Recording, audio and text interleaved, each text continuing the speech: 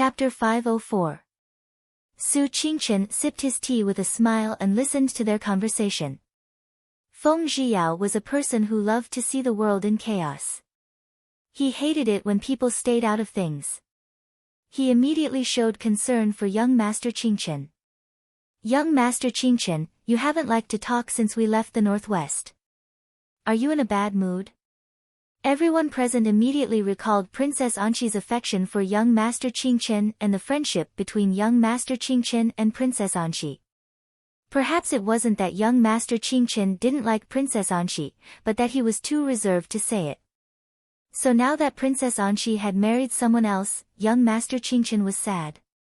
Everyone immediately imagined a series of unspeakable things about young Master Qingchen and Princess Anqi. They looked at Su Qingchen with sympathy. Su Qingchen's handsome face couldn't help but twitch. He sighed helplessly and said, I'm just thinking, these people have been following us all the way, will something happen to them? Everyone looked out the window. There were all kinds of people standing on the opposite side of the street, around the corner, and under the big trees. They seemed to be chatting idly, setting up a stall, or passing by occasionally, but such disguises were extremely clumsy in their eyes. Feng Zhiyao narrowed his eyes and said, You don't say, there are more and more people following us. Do they really think we haven't noticed them? Su Qingchen sighed and said, It doesn't matter what they think. What I'm worried about is... Mo Xiuyao put down his wine cup and looked at Su Qingchen, saying, You're worried that Mo Jingqi will kill us? Su Qingchen's expression was solemn as he nodded his head. His brows furrowed slightly as he said, Originally, the Northwest and Great Chu had coexisted peacefully these past few years. Mo Jingqi would not have acted against us if we had borrowed the passage to Nanzhao. But Mo Jingqi is an unstable factor. It's hard to guarantee that they won't do anything to us these days. Yili asked, Big brother, if they really want to do something, where is the best place to do it? Su Qingchen shook his head and said, It depends on when they think it's convenient. We are now standing on the Chu state's soil. Mo Jingqi can say whatever he wants. Feng Zhiyao sneered, Besides Xiling, there is only the Chu state that borders the Northwest. Do you want us to take a detour through Xiling? Su Qingchen raised her eyebrows and said, We may think this way, but it doesn't mean that Mo Jingqi will think the same way. Mo Xiuyao smiled faintly, If that's the case, then let him try. Let I see how much Mo Jingqi has improved over the past few years. Feng Zhiyao scoffed. How much can he improve? The area in the northeast had been ceded to the barbarian tribes there. The Great Chu state can't even take care of a few tribes on the border. Instead, they are happily fighting with Mo Jingli in the Chu capital. Even though they no longer had anything to do with the Chu state, when they heard that a piece of land in the northeast of the Chu state had been taken over by a few tribes, it still made them feel uncomfortable. Especially the soldiers of the Mahist army. They found Mo Jingqi especially unpleasant. In the past, you thought that the Prince Ding mansion and the Mahist army were in your way.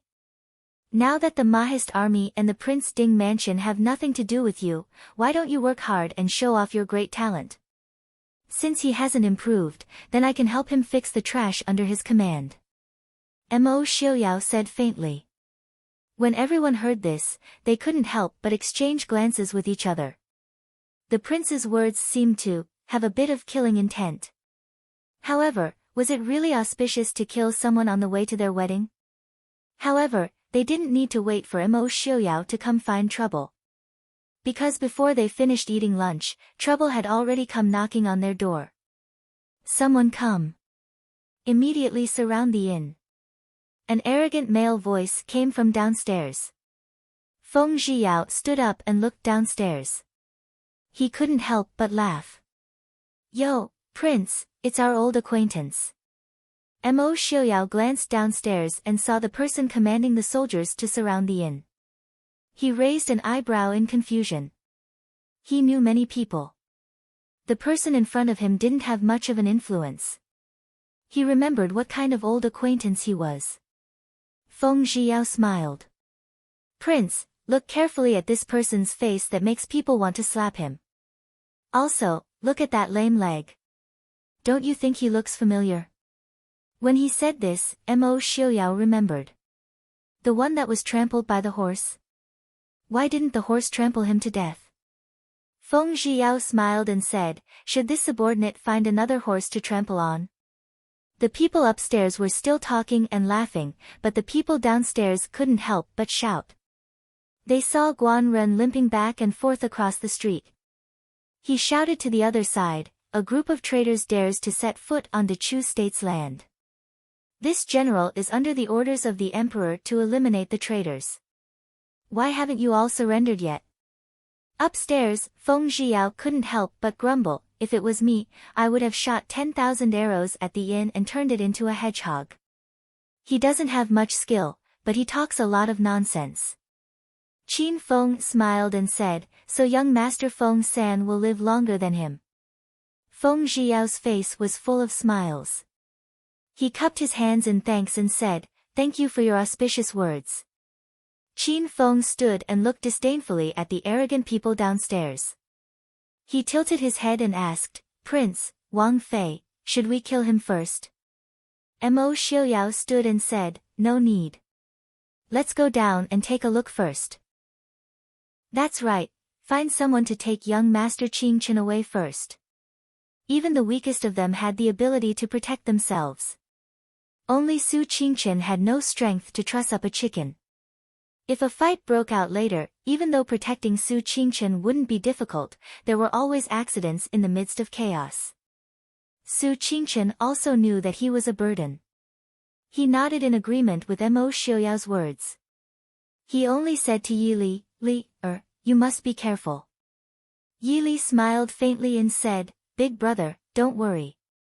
After sending off Su Qingchen, the group followed Mo Xiaoyao downstairs to watch the commotion. The guards who had been eating in the main hall downstairs had already stood and were guarding the door. On the street outside the door, there were a few corpses of the Chu state soldiers who didn't listen to warnings and wanted to charge into the inn first. Guan Rong clearly hadn't thought that the guards of the Prince Ding mansion would be so tough. They dared to kill people so easily even when surrounded by his soldiers. His already ugly face was now ashen. His expression was twisted to express his anger. You all have great guts. You still dare to be so arrogant when you're about to die. I will crush all of you to pieces to appease the hatred in my heart.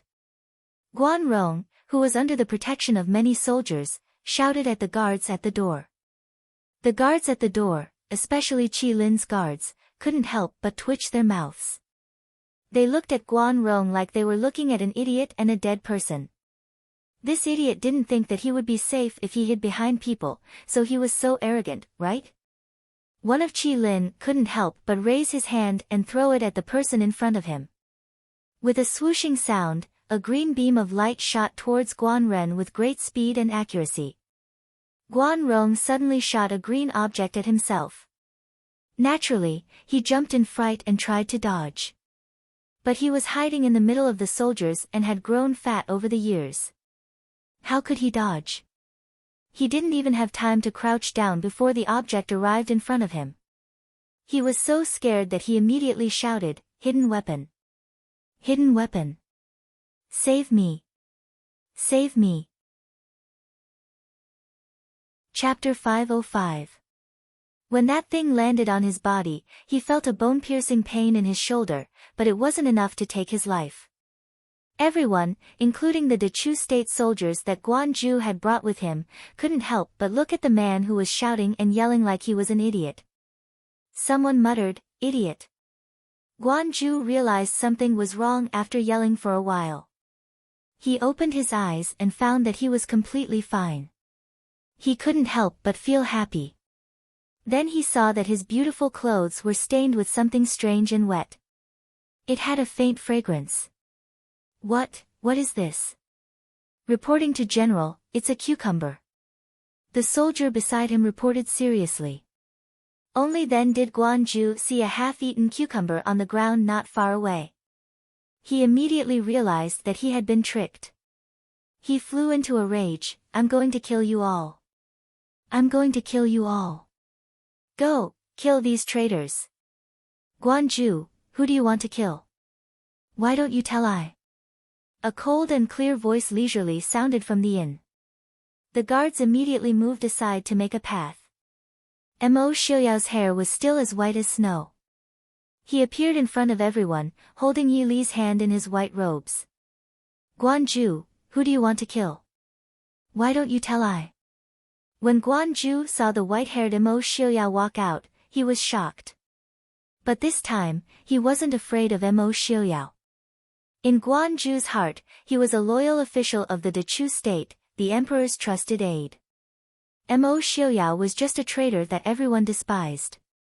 More importantly, there were at least 3,000 elite soldiers inside and outside the small city, while Mo Xiuyao only had a few dozen people. No matter how strong the Mahist army was, Guanju couldn't think of any reason why he would lose when he had such an advantage. So, after the initial shock, Guan Ren looked at Mo Xiuyao with an arrogant and sinister expression again. That pair of eyes that appeared even smaller due to the excessive eating and eating over the past few years were filled with resentment and jealousy. That's right, it was jealousy.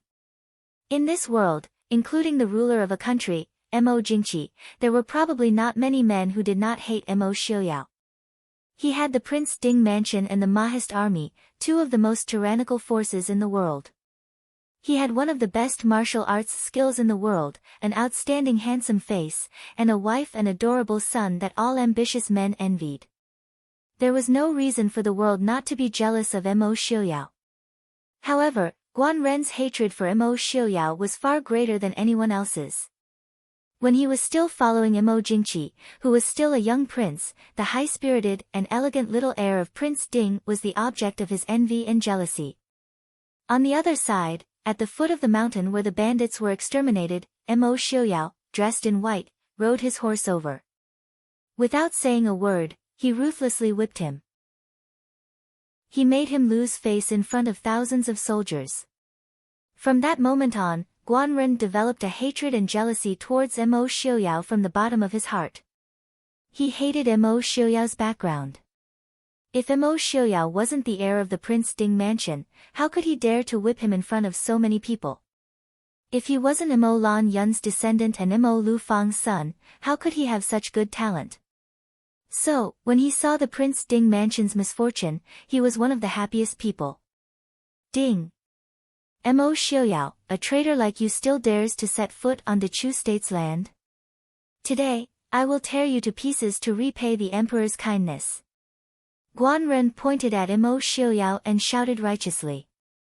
Mo Xiuyao casually glanced at Guan Ren and lightly said, Mo Jingqi is becoming less and less picky with the people he uses. Letting a cripple lead the troops outside, even if he isn't worried about you falling off your horse, he should be worried about the safety of the soldiers below. Feng Zhiyao waved his fan and said with a smile, isn't that right? With General Guan's crippled appearance, he definitely won't be able to walk onto the battlefield. If he falls off his horse and hits the soldiers beside him, what will happen? TSK, the emperor really doesn't know how to cherish his soldiers. You. Guan Ren was so angry he was panting. What he hated the most was other people mentioning his leg. He was a military general. If his leg was crippled, it was the end of everything. Even if he was a civil official, for the sake of the face of the court, he would not let a cripple enter the court as an official. That was why the emperor sent him out to lead the troops because of their past friendship. In fact, it was not his turn to lead the troops onto the battlefield. It was just an empty title. Although he had lived a good life these past few years, how could the southwest border compare to the prosperity of the Chu capital? And all of this was caused by the people of the Prince Ding mansion. Although Guan Ren did not know that his leg was broken by a horse because the Prince Ding mansion pushed Murong Shen to guard Shattering Snow Pass, he still wholeheartedly put the blame on the Prince Ding mansion. However, Guan Ren's reason was that he was Mo Jingqi's trusted aide, so Mo Xiuyao deliberately wanted to get rid of him. I will kill you all. I will kill you all. Shoot the arrows and kill these traitors. Guanren finally could not hold back his anger and roared. However, the soldiers under his command were not as obedient as he imagined. After all, the reputation of the Prince Ding mansion in the Dechu state had lasted for hundreds of years. It was an eternal legend in the army. It was not something that Mo Jingqi could completely destroy. If Mo Jingqi was given 20 or 30 years, he might be able to completely destroy the reputation of the Prince Ding mansion in the Dechu state. However, 5 years was too short. Moreover, when the Northwest announced its break with the Dechu state, the announcement was spread all over the country. The commoners and soldiers might not understand the principles, but they also understood that it was the imperial family that had wronged the Prince Ding mansion, not the other way around. The Prince Ding mansion had wronged the Dechu state. The hatred of killing one's father was irreconcilable. Prince Ding did not immediately lead the Mahist army to the capital to avenge his father and brother. In the eyes of the commoners, Prince Ding was magnanimous and still remembered the friendship of protecting the Dechu state for hundreds of years. At this moment, Guanren wanted the soldiers to immediately kill Mo Xiaoyao and his men. Even if the soldiers did not care about the reputation of the Prince Ding mansion, they still had to consider the mysterious Qi Lin of the Prince Ding mansion. Mo Xiaoyao glanced at the soldiers surrounding the inn with a faint smile. The soldiers who were still holding their bows and arrows hesitated, but after this faint glance, they could not help but put down their bows and arrows. Guanren saw that the soldiers did not listen to his orders and was so angry that his face turned black. He roared, "Impudent! Are you all going to rebel as well? Why aren't you executing these traitors?" The soldiers were naturally in a dilemma. They did not want to and were not willing to become enemies with the Prince Ding mansion, but Guanren was their superior. Even if this superior did not have the support of the people, they still had to listen to his orders. Feng Zhiyao walked out of the crowd with a smile on his face. He smiled and said to the crowd, "Actually, there is no need for everyone to worry about the future. This problem is very easy to solve." The crowd was puzzled. They did not know how this elegant red-clothed young master was going to solve this problem. Feng Zhiyao waved his sleeve and a long whip shot out from his sleeve, heading straight for Guanren. In the blink of an eye, Guanren had been tied up tightly by the whip and was pulled out of the crowd in front of Feng Zhiyao. It was also Guanren's fault for not noticing people after he was attacked by the cucumber. There were too many of them and it was not convenient for him to dodge. Therefore, he had his men spread out a little. Otherwise, Feng Zhiyao might not have been able to pull him out of the crowd. Chapter 506. Feng Zhiyao lowered his head to look at Guanren, who had been tied up tightly by his whip. He used his fan to prop up his chin and smiled from ear to ear. "Isn't this settled? We'll take this Guan guy away. You just need to go back and report the truth. Don't worry, he won't be coming back." The soldiers hesitated for a moment, but in the end, they still opened up a path. Originally, Guanren had not obtained the approval of General Jing Bian, the commander stationed in the southwest. Instead, he had received Mo Jingqi's secret edict to act in secret.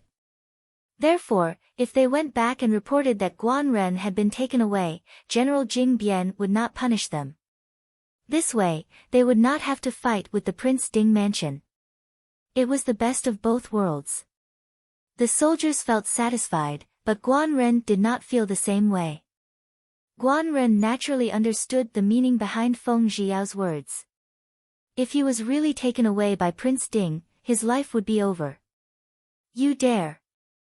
When this general returns, I will definitely report this to the emperor and have all of your families executed." It would have been better if he hadn't said this. Once he finished speaking, the soldiers retreated even faster.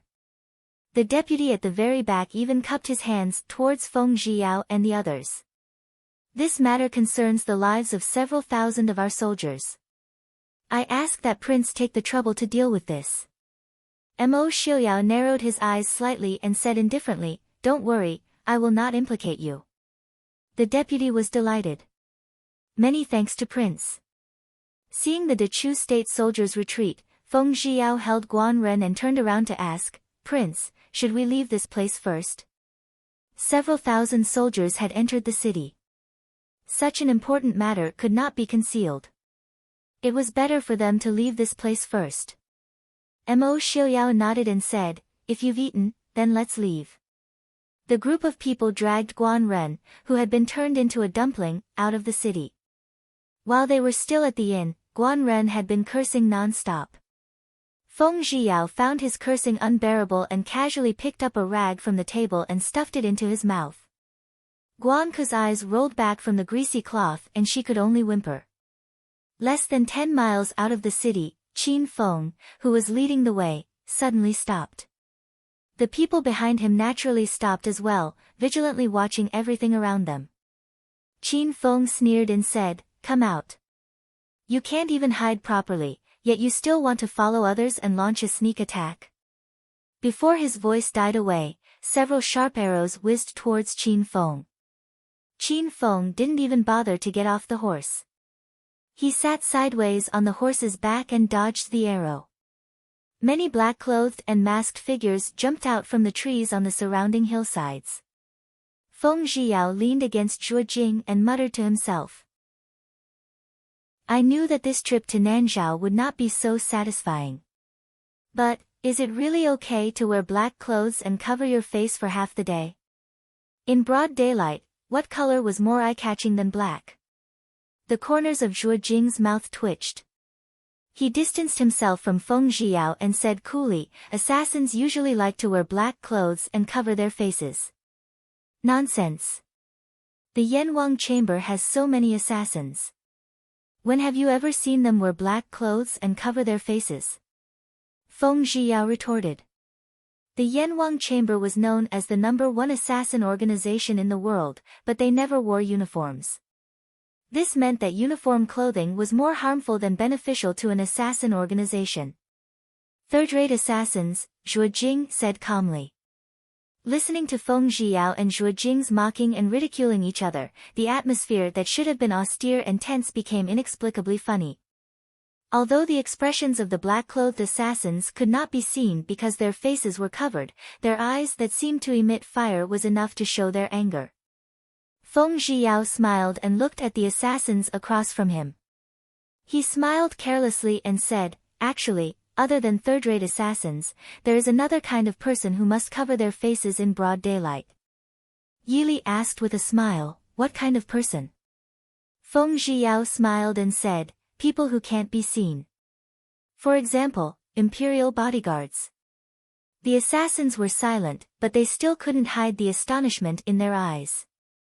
Mo Xiaoyao stepped forward and looked at the assassins surrounding him with his hands behind his back. He smiled coolly and said, "Imperial bodyguards. Mo Jingqi's actions are just to cover up his name. It's really unnecessary." Feng Zhiyao smiled and said, "Isn't that so? Our Prince Ding mansion has already cut off all ties with the Dechu state. If Mo Jingqi wants to kill our prince, he can just directly send people over. Isn't it good just like what happened in the city? Why does he have to be so sneaky?" However, Qin Feng said coldly, "We will think that the Dechu state wants to provoke the Mahist army." The assassins hesitated.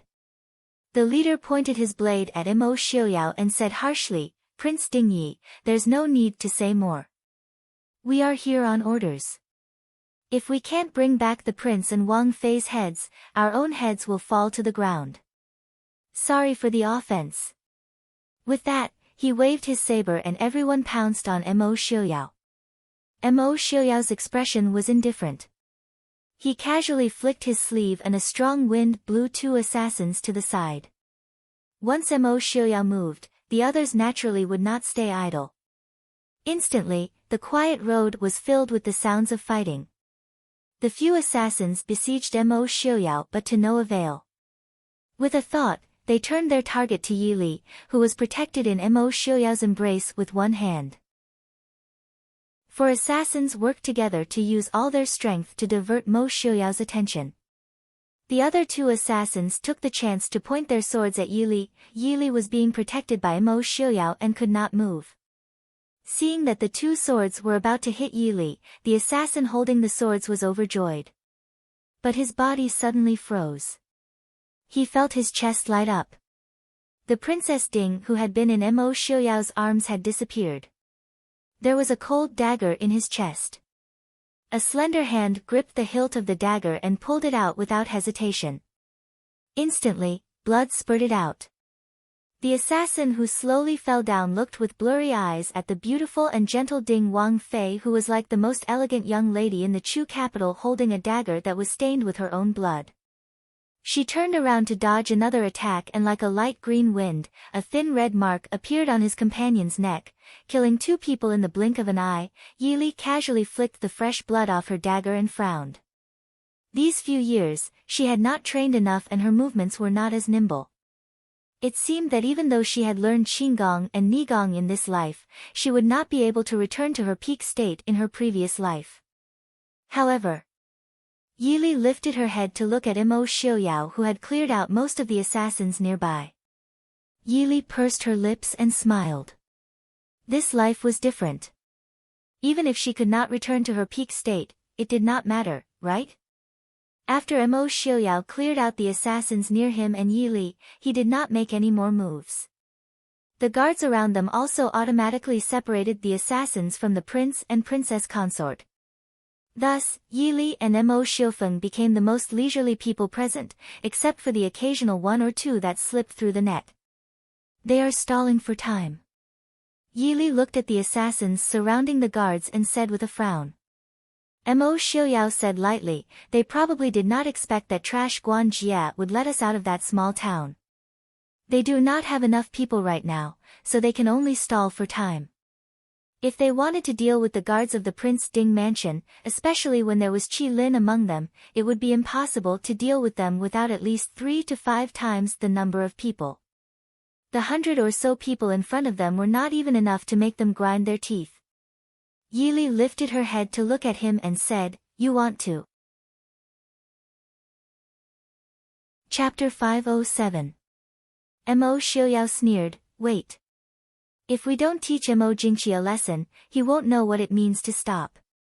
Even though we're not afraid of him, mosquitoes and flies can be a nuisance." Hearing Mo Xiuyao's words, Yi Li didn't say anything more. She leaned against the horse next to her and observed the fight. The horses of the Prince Ding mansion were all excellent warhorses. Even though they were fighting on the official road, the horses only ran to the grass on the side of the road and quietly grazed on the grass. They didn't seem frightened at all. Some of the horses even stood on the official road and took the opportunity to trample on the black-clothed assassins who had been knocked to the ground. Even though the assassins tried their best to stall for time, it only took a little more than a quarter of an hour before the group of assassins were all lying flat on the ground. The bodyguards who followed Mo Xiuyao and Yi Li to the south had already had enough of being watched from the shadows no matter where they went. It wasn't easy for them to get some exercise, so naturally they couldn't hold back. When they stopped, they still complained that their opponents were too weak. Mo Xiuyao naturally couldn't really stop and wait for the other party to come knocking on his door. The group could only continue on their way. As for the corpses on the official road, no one paid any attention to them. After all, commoners didn't walk on the official road, so they didn't have to worry about scaring people. The group knew that they were nearing Shattered Snow Pass by the next day, but they still didn't see anyone chasing after them. If it was Mo Jingqi's men, they wouldn't be so slow. Mo Xiuyao frowned and waved his hand, ordering, "You guys go back and tie up all the deputy generals along the way." Several Qi Lin men heard the order and immediately went forward to ask, "Prince, should we kill them?" Mo Xiuyao said calmly, "Tie them up if you can, kill them if you can't." This subordinate obeys. How could they, the Qi Lin, not have a mission that they couldn't complete? Immediately, the group decided that they had to kidnap all of the deputy generals of the 11 Dechu state cities that were seriously ill and bring them back to the northwest. Although it was a bit of a pity, why didn't the prince give the order to kidnap the general? The position of deputy general did not sound too difficult. Hearing this, Feng Zhiyao asked curiously, "Prince, didn't they stop chasing us?" Looks like he's quite tactful. Mo Jingqi definitely wouldn't just send a group of people to assassinate them, and they didn't hide their tracks along the way. The only explanation was that the generals guarding the city had no intention of chasing after them. The corners of Mo Xiaoyao's lips curled up slightly as he said coldly, "There's a price to pay for making I wait for nothing." Feng Zhiyao couldn't help but shiver. In the end, it was Mo Jingqi who had provoked the prince, right? Thinking about Mo Jingqi's expression when the news of all the deputy generals suddenly being kidnapped and disappearing reached the Chu capital, Feng Zhiyao was secretly amused. If they could kidnap the deputy generals, they could naturally kidnap the general. He believed that their journey back from Nanzhao would be much smoother and cleaner. "Prince, Shattered Snow Pass is up ahead. Do you think General Murong would?" Mo Xiaoyao shook his head and said, "General Murong is a righteous and upright person. Mo Jingqi would never give him such an order. Even if Mo Jingqi's people were at Shattered Snow Pass, it wouldn't be easy to move troops without permission." Feng Zhiyao nodded, "That's true."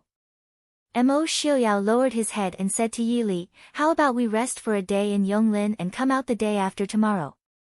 Yi Li nodded and said, "You can decide. Big Brother should also be waiting for us in Yonglin." Looking at the city that was already in sight, Yi Li couldn't help but sigh in her heart. In the blink of an eye, 5 or 6 years had already passed. 6 years ago, she was still doing her best to protect this small city. But now, this place already seemed to have nothing to do with them. Sure enough, Su Qingchen was waiting for them in Yonglin. When everyone arrived at the small city of Yonglin, young Master Qingchen was sitting leisurely in the best tea house in Yonglin City, drinking tea. Seeing them come in, Su Qingchen smiled and said, "I've been waiting for you for a long time. I've already booked an inn. How about we rest for a day in Yonglin before coming out?" Yi Li smiled and said, "Big Brother is very thoughtful. Xiaoyao and I also have the same plan." Everyone took a seat. Su Qingchen raised his eyebrows and said with a smile, "It seems that everyone didn't have enough fun on the way." Hearing this, Feng Zhiyao was immediately filled with resentment and complained, "Isn't that so? Young Master Qingchen, you don't know. We've been walking and waiting all this time. In the end, we've already passed the Cloud Mist River, but those cowards still haven't caught up with us. You made me look forward to it. These past few years had been too peaceful. In the northwest, there were even people fighting to suppress bandits. So much so that there weren't even any bandits in the northwest now.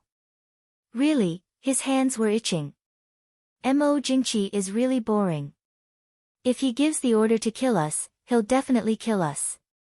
If he gave an order, how would those generals dare to disobey? I also want to experience the feeling of being surrounded by thousands of soldiers. Look at now, the people below are cutting corners.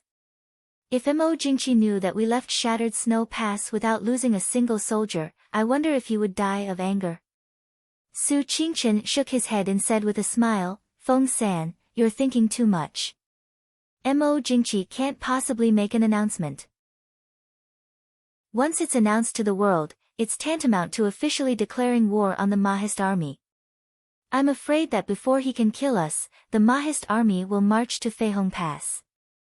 If they can really kill the prince with all they have, then it's fine. But if the prince comes to the northwest..." The anger of Prince Ding and the nearly 1 million Mahist army wasn't something that just anyone could bear. After listening to Su Qingchen's analysis, Feng San could only express regret for Mo Jingqi's cowardice. Reporting to Prince, downstairs, an envoy from the Chu state requests an audience. An imperial bodyguard came up to report. An envoy from the Chu state. Feng Zhiyao was somewhat astonished. He looked at Mo Xiaoyao and Yi Li and asked, "In this kind of situation, an envoy from the Chu state can still request an audience with the prince?" Su Qingchen smiled indifferently and said, "Feng San, why don't you guess who the envoy from the Chu state is?" Feng Zhiyao looked at him and said, "Could it be that young Master Qingchen has already met him?" Su Qingchen shook his head and said, "I haven't, but I can make a few guesses." Nanzhao has sent a letter of credence to invite the rulers and dignitaries of various countries to attend Princess Anqi's wedding. The Chu state can't send an envoy that's too low in rank, but, with Mo Jingqi's personality, he won't come in person. Mo Jingqi was someone who valued his status the most and was also very vigilant about his own safety. Mo Jingqi hadn't even been 100 li away from the capital, much less come to Nanzhao, which was thousands of li away. Usually, unless it was absolutely necessary, he would stay within the heavily guarded palace and would never take half a step out of the palace. Mo Jingqi already knew that Prince Li has some connections with Nanjiang. This time, he won't let Prince Li get ahead of him. In the entire capital, Mo Jingqi can only trust the Lu family. Su Qingchen smiled faintly, but there was a hint of coldness in his smile. When Mo Jingqi suddenly decided to make an example of the Su family, the Lu family must have instigated it. Mo Xiuyao frowned and said, Lu Chunfeng. Feng Zhiyao blinked and asked, who is Lu Chunfeng? Zhuo Jing laughed softly and said, young Master Feng, Lu Chunfeng is Prime Minister Lu, noble consort Lu's father. It was no wonder that Feng Zhiyao didn't know. Although noble consort Lu was about the same age as Mo Xiuyao and the others, Lu Chunfeng himself was only 2 years younger than Duke of Hua.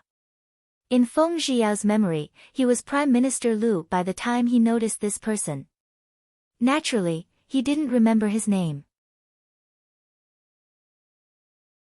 Chapter 508. Su Qingchen nodded and said, that's right. I guess the messenger from the Chu state is Lu Chunfeng. Yili frowned slightly and looked at Mo Xiuyao, who was next to her. Does Prince Lu have a relationship with Prime Minister Lu? Mo Xiuyao sneered and said, the Prince Ding mansion and the Lu family have always been at odds. How can they be friends? When Mo Lufang was still young, the Lu family was not led by Prime Minister Lu, but by Old Master Lu, who had passed away. Old Master Lu became the Prime Minister when he was over 60 years old. However, Prince Regent Mo Lufang, who was only in his 20s, was above him. How could Old Master Lu, who was narrow-minded, tolerate that? During those years, Old Master Lu had always made things difficult for Mo Lufang. Therefore, the relationship between the Prince Ding mansion and the Lu family had never been good. That was why noble consort Lu was infatuated with Mo Xiuyao back then. Not only did Mo Xiuyao have no interest in her, but even the Lu family did not agree to the marriage. Instead, they sent her to the palace without hesitation. Let him in. I also want to see why he wants to see Mo Xiuyao ordered calmly. Not long after, the man was led into the tea house. As expected, it was Prime Minister Lu, who had white hair and a beard. Although Lu Chunfeng was old, his body and spirit seemed to be in good condition. His pair of cloudy eyes were shining with shrewdness. However, the people standing next to him stunned everyone. There were 2 women standing next to Prime Minister Lu. The older one was wearing a snow-white robe. Her beautiful face looked cold. Who else could it be other than noble consort Lu? Although noble consort Lu was over 30 years old, time seemed to be extra kind to her. She did not look much different from 5 or 6 years ago. Standing next to noble consort Lu was a 13 or 14-year-old girl. She was wearing a light yellow robe embroidered with pink and white hibiscus flowers. Her face, which had gradually grown up, was already showing a faint trace of beauty. It could be imagined that in 2 years, the young girl's appearance would definitely not be inferior to noble consort Lu's. Her clear and bright eyes revealed a purity and elegance that noble consort Lu would never have. Seeing Yi Li, the girl's face lit up. She couldn't help but take a step forward and call out softly, Princess Ding. Yi Li was slightly startled. Looking at the countenance that bore some resemblance to Empress Hua and Hua Tianxiang, her heart stirred as she said, Princess Changel. Seeing that Yi Li remembered her, Princess Changel nodded her head in delight. She lifted her foot, intending to walk towards Yi Li. Behind her, noble consort Lu lightly coughed, indifferently saying, Princess, as the princess of a country, you should pay attention to etiquette. Do not lose your decorum and shame the emperor. Halting her steps, Princess Changel turned her head to look at noble consort Lu. Beaming, she replied, "Many thanks to noble consort for the reminder." However, it was not this princess who wanted to come up. Rather, it was noble consort who suggested it. This princess only wishes to reminisce about the past with Princess Ding. I wonder who your highness wishes to reminisce with. Noble consort Lu's complexion changed as she stared fixedly at Princess Changel. Princess Changel was not afraid, unhesitatingly returning her gaze. After a while, noble consort Lu replied, "I naturally wish to reminisce with Princess Ding." Yi Li stood up. Smiling faintly, she said, "It is rare to meet an old friend in this border town. Since both noble consort and the princess wish to reminisce with this consort, why don't we change locations? This will also prevent noble consort's reputation from being ruined." Princess Changel cheerfully took Yi Li's hand. Smiling, she said, "Princess Ding, long time no see. I thought we would never see each other again. Let's go somewhere else to talk." Finished speaking, Princess Changel pulled Yi Li towards a side room. The entire upper floor of the tea house had been reserved by Su Qingchen. There was no need to worry that Princess Changel would casually walk into someone else's room. After taking 2 steps with Yi Li, Princess Changel turned her head to look at noble consort Lu, who was still standing in her original position. Narrowing her watery eyes, she smiled and said, "Noble consort Lu, you are still not leaving? Even if this princess's reputation is somewhat lacking, it does not matter. The emperor's daughter does not have to worry about marriage. However, if noble consort Lu, I wonder if imperial father would like to hear someone say that a pear blossom is unfaithful. What nonsense are you speaking?" Noble consort Lu's face reddened. Glancing at the purple-clothed, silver-haired man with his back to her, she quickly followed. Behind her, Feng Zhiyao finally recovered his wits. Pointing in the direction that Princess Changel had disappeared, he clicked his tongue and said, "That girl is Princess Changel?" Mo Xiaoyao raised his eyes and glanced at him, indifferently lowering his gaze to drink his tea. "Do you have any objections?" Feng Zhiyao was embarrassed and speechless. What objections could he have? Although he had only met Princess Changel once or twice, he still remembered the innocent and adorable appearance of the little princess, who had been doted on and protected by older sister Hua. Previously, he had even been jealous of this little princess, because she had received all of that person's love and care. However, was this the so-called "a girl changes 18 times between childhood and womanhood"? That innocent and adorable little princess could actually casually spit out such bitter mockery. Su Qingchen lowered her eyes, indifferently saying, "Princess Changel's days in the palace are not easy." Feng Zhiyao remained silent, his expression gradually sinking. Ever since the empress had pleaded for leniency for the Su family several years ago, she had been stripped of her right to control the harem by the emperor. Although everything else remained the same, with the empress's connections and prestige in the palace, no one dared to be disrespectful to her.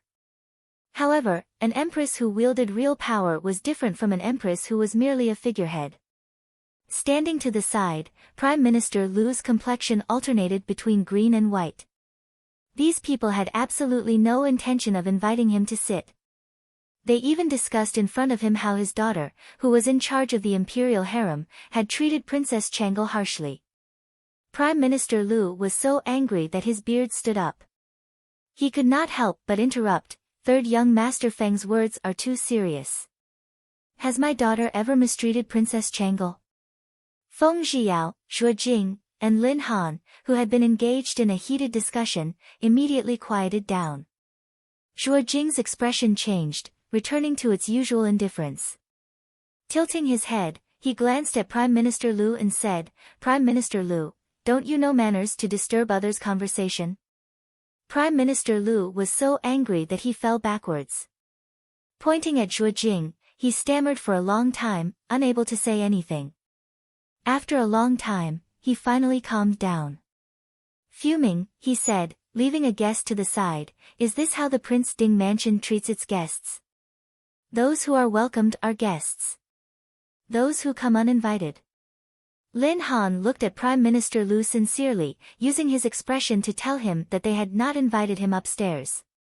Feng Zhiyao supported his chin with one hand, casually saying, "Furthermore, Prime Minister Lu, this young master not only suspects that the Lu family does not follow the rules, but that the entire imperial family of the Dechu state does not follow the rules, right?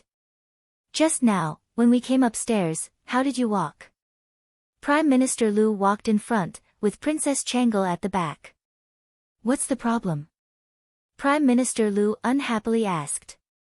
Feng Zhiyao sneered and said, "Prime Minister Lu, noble consort Lu is a standard first-rank official. Princess Changel is also a standard first-rank official. As for you, the Prime Minister, you are a standard first-rank official. However, isn't there a difference between different first-rank officials? No matter how high noble consort Lu's rank is, she is still a concubine. Princess Changel is the Empress's legitimate daughter. Let me ask you, would your family allow a concubine to walk in front of a daughter of the first wife? Moreover, you are a concubine's father." Feng Zhiyao. You. Prime Minister Lu was so angry that his entire body began to tremble. The finger he used to point at Feng Zhiyao trembled incessantly. He could not say that Feng Zhiyao was wrong. Under normal circumstances, as the Prime Minister, he was required to salute Princess Changel when he saw her. As for the situation between noble consort Lu and Princess Changel, he could not say that the rules of the imperial family were different from those of ordinary families. Although in the palace, Princess Changel had to perform the etiquette of a junior to noble consort Lu, in the eyes of the scholars of the realm, Princess Changel, as the eldest princess of the first wife, was more honorable than noble consort Lu. The eldest daughter of the first wife saluted noble consort Lu out of respect and courtesy for her imperial father. It was not necessary. Chapter 509. Prince Ding, is this how you discipline your subordinates? Prime Minister Lu was so angry that he did not choose his words carefully, directly pointing the spearhead at Mo Xiuyao. Mo Xiuyao tilted his head, his sword-like eyebrows slightly raised. The corners of his lips hooked up in a cold smile. "How I discipline my subordinates is none of your business." Prime Minister Lu finally understood that he could not gain the slightest advantage in front of the people of the Prince Ding mansion. Not to mention Feng Zhiyao, Zhuo Jing, and the others, there was also Su Qingchen, who had not spoken at all. Su Qingchen was a formidable figure who, at the age of 17, had caused the eminent monks of the present age to vomit blood. As a result, Prime Minister Lu's eyes rolled back, and he directly collapsed. Feng Zhiyao blinked his eyes. That's it. Recently, they had encountered Mo Jingqi's men. Regardless of whether it was civil or martial, why were their combat prowess so weak? Su Qingchen smiled faintly. It's not that it's impossible. This is the best way to withdraw. This showed that Prime Minister Lu knew when to yield and when to stand tall. If he continued to persist, it was likely that he would faint from Feng Zhiyao and the others' provocations. In the end, Su Qingchen could not allow an old man in his 70s or 80s to lie on the ground all alone. He indicated to the imperial bodyguard standing at the foot of the stairs to have Prime Minister Lu's attendants bring him down to see a physician. In the other side of the room, the atmosphere was completely different from outside. Princess Changel tugged at Yili and chattered incessantly. Her somewhat tender and beautiful face had a bit of innocence and sincerity. Yili smiled as she looked at Princess Changel, her eyes filled with warmth. After not seeing each other for several years, the once lowly girl had already grown into a slender and elegant young lady. Only noble consort Lu sat a bit further from the two. Her expression was indifferent and somewhat absent-minded. Clearly, she had no intention of reminiscing about old times with Yili. Noble consort Lu did not pay attention to Yili. Yili also did not intend to pay attention to noble consort Lu. Originally, when they first met several years ago, Yili had a somewhat favorable impression of noble consort Lu. After all, it was not easy to have such a unique woman in the palace. However, after seeing noble consort Lu's infatuation with Mo Xiaoyao and how she targeted her both openly and secretly, Yi Li's good impression of her had completely disappeared. After all, no matter how much noble consort Lu loved Mo Xiaoyao, she, Yi Li, was Mo Xiaoyao's legal wife. She had no problem with noble consort Lu liking Mo Xiaoyao, but it was a bit too much for her to be so fond of his first wife that she disliked her. Especially when Yi Li saw noble consort Lu's cold and noble appearance, she easily thought of how she begged Mo Xiaoyao in the peach forest in the imperial palace. She couldn't help but feel upset. "Princess Ding, I heard that you gave birth to an adorable little brother." Pulling on Yi Li's arm, Princess Changle asked curiously. Yi Li smiled and nodded. "That's right. He's already 5 years old." Sighing, Princess Changle said, "The little brother born to Princess Ding and Prince Ding's uncle is definitely adorable and intelligent. Why did Princess Consort not bring him to the southern border?" Yi Li looked at Princess Changle's regretful expression. Yi Li could not help but laugh. Raising her hand, she tapped Princess Changle's nose and laughed. "There are so many little brothers in the palace. Has Princess not seen enough?" Princess Changle lightly snorted, her small lips curling as she replied, "Imperial Mother did not give me a little brother. Changle does not have a little brother." "Good, good, good. You don't have a little brother. Then in the future, our Xiaobao will call you Big Sister Princess, okay?" Yi Li could not help but laugh. Princess Changle's eyes brightened. Blinking her eyes, she smiled and said, "Really? Then, should I give my little brother a greeting gift?" I cannot go to the northwest right now. Princess Consort, help me bring it back to my little brother. In the future, when my little brother sees Changle, he will like me." As she spoke, she lowered her head to look at herself. Without the slightest hesitation, she pulled off an exquisite jade bell from her wrist and stuffed it into Yi Li's bosom. Somewhat astonished, Yi Li held the jade bell. It was exquisitely carved from the highest quality white jade and had an auspicious design of a dragon and a phoenix. The dragon and phoenix intertwined to form a small ball.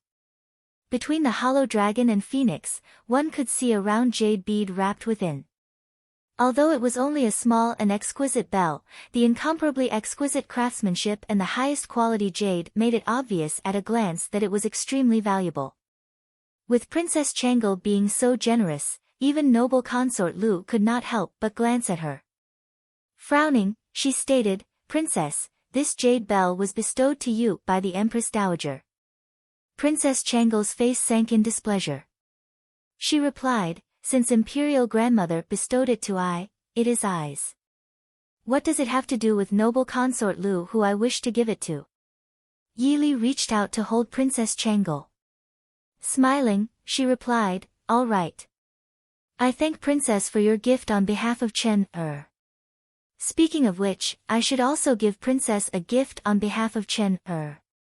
However, I really don't have anything on me that I can take out." Princess Changle's eyes brightened. Blinking her eyes, she looked at Yi Li and asked, "Princess, can't you choose your own gift?" Raising her brows, Yi Li asked with a smile, "What does Princess want?" Rising, Princess Changle leaned over to Yi Li and whispered a few words into her ear. Yi Li frowned slightly. Somewhat puzzled, she asked, "What do you want it for?" Pursing her lips, Princess Changle tugged at the small braids in front of her chest. Smiling, she replied, "For fun, of course. No one else is willing to give it to me. I know that Princess definitely has it. I just want one. Is that okay, Princess?" Thinking it over, Yi Li replied, "I'll go back and look for it. If I have it, I'll give it to you." Princess Changle's eyes curved into crescents as she smiled. "I just knew that Princess Ding is the best." Yi Li raised her hand and stroked Princess Changle's hair. Softly, she asked, "That's right. Why did your imperial father send you to attend Princess Anqi's wedding?" Hearing these words, Princess Changle's originally clear eyes dimmed slightly. That night, after returning to her room, Yi Li was still frowning as she pondered the matter of Princess Changle. Although in Yi Li's eyes, Princess Changle was still a child, in reality, she had already grown up. Although Princess Changle would occasionally provoke noble consort Lu, she understood what could and could not be said. As a result, she could only casually find an excuse for Yi Li's question. Yi Li also understood that although Princess Changle was a princess, she did not have freedom. As such, she did not force her. What is Princess Li thinking about? Mo Xiuyao asked softly as he supported Yi Li's shoulders from behind. Yi Li turned her head to glance at him. Smiling faintly, she replied, "It's nothing. I'm thinking about Princess Changle's wedding." For the Grand Duchu state to allow a noble consort and a princess to personally attend the wedding of a princess of Nanzhao was truly unreasonable. Of course, noble consort Lu's attendance was even more unreasonable than Princess Changle's. However, Yi Li was more concerned about Princess Changle. Naturally, she did not have any thoughts about noble consort Lu. Mo Xiuyao sat down by Yi Li's side. As he poured a cup of tea for each of them, he asked, "What's wrong with Changle?" Yi Li replied, "Don't you feel that it's strange that Mo Jingqi did not personally attend Princess Anqi's wedding? Instead, he sent a noble consort and a princess. It was reasonable for a princess to be sent as an envoy to another country. However, sending a noble consort alone to another country was extremely strange." Mo Xiuyao placed his teacup on the table. Raising his eyes to look at Yi Li, he said, "Mo Jingqi most likely wants a political marriage." "A political marriage?" Yi Li stared blankly, unable to react. "A political marriage? Who is it?" Mo Xiuyao calmly looked at her, not replying. Yi Li quickly reacted. Frowning, she asked, "Are you talking about Princess Changle?" However, Nanzhao does not have a prince, nor does it have any worthy nobles. Why would the eldest princess of Duchu state need a political marriage? Chapter 510. The king of Nanzhao had no sons. He did not even have any living brothers or nephews. As a result, Princess Anqi had become the crown princess, the next queen of Nanzhao. As a result, who did the princess wish to marry into? Mo Xiuyao indifferently stated, "Although Nanzhao has no princes, there is still the king of Nanzhao." "You mean?" Yi Li was speechless. She finally understood why Princess Changle's expression had been so gloomy upon hearing her question. Although she had not met the king of Nanzhao, Princess Anqi was already 25 or 26 years old. It seemed that the king of Nanzhao had only had Princess Anqi around the age of 20. In other words, the king of Nanzhao was nearing the age of birth. If this was truly the case, then compared to Princess Changle, Princess Ronghua, who had married the crown prince of the northern tribes, could be considered fortunate. There was another point. If the two countries truly wished to marry into Nanzhao, they should first submit a letter of credence. After the nobles and courtiers of the two countries discussed the wedding, the other side would send someone to escort the bride. This would be a formal marriage. Now that they had sent someone to escort Princess Changle to Nanzhao, it was clear that they were gifting Princess Changle to the king of Nanzhao. As a result, even if they were truly married in the future, the respect that the people of Nanzhao would have for Princess Changle would be very limited. What was Mo Jingqi thinking? Mo Jingli secretly has connections with the Holy Maiden of Nanjiang and several tribes there. Because of her relationship with young Master Qingchen, Princess Anqi has always been on good terms with us. Now that the Duchu state is suffering from internal and external troubles, Mo Jingqi probably wishes to form an alliance with the king of Nanzhao, Mo Xiuyao calmly stated. Alliance? Yi Li raised her eyebrows. With a smile on his face, Mo Xiuyao pulled her into his embrace. Resting his chin on her head, he indifferently stated, "This generation's king of Nanzhao has great ambition but little talent." Back then, he rashly entered the palace and the Duchu state was beaten back by nearly destroying it. On the contrary, Princess Anxi had shown great political talent since she was a child. She was able to help the king of Nanzhao govern Nanzhao at the age of 14. If it weren't for Princess Anxi, Nanzhao wouldn't have been able to recover so quickly after the war. Then there was the Saintess of the Southern Wilderness. Although she didn't have much talent in politics, her scheming methods and the people behind her were all pretty good. Back then, Nanzhao King used the Saintess of Nanjiang to suppress Princess Anxi. In recent years, I heard that the fight between Princess Anxi and the Saintess of Nanjiang has become more and more intense. Nanzhao King is probably having a hard time being stuck in the middle. Yi Li understood. It turned out that this was a power struggle between an incompetent father and two powerful daughters. Yi Li nodded and said, I understand. After all, the king of Nanzhao is the king of Nanzhao. Even if he doesn't have much ability, as long as he sits on the throne, he can compete with Princess Anxi and Shu Manlin. Because Princess Anxi and Shu Manlin had someone backing them, the king of Nanzhao also planned to form an alliance with Mo Jingqi of the Dechu state. Speaking of which, Shu Manlin should have retired from the position of saintess and retired to that southern border Holy Land, right? Mo Xiaoyao indifferently replied, rules are set by people. Naturally, there were ways to break them. At the very least, Shu Manlin was still comfortably sitting in the position of saintess of Nanjiang. Furthermore, she had more freedom and authority than before. Yi Li helplessly sighed. In the end, this was a power struggle between Mo Jingqi and the king of Nanzhao. The only victim was the innocent Princess Chang'e. Mo Xiaoyao reached out and wrapped his arms around Yi Li, pulling her into his embrace. A hand gently patted her hand, whispering, has Princess Li's heart softened? Yi Li sighed and replied, Princess Chang'e is still a child. Mo Xiaoyao replied, there are no children in the imperial family. She knows what she needs to do. Yi Li wrinkled her brows.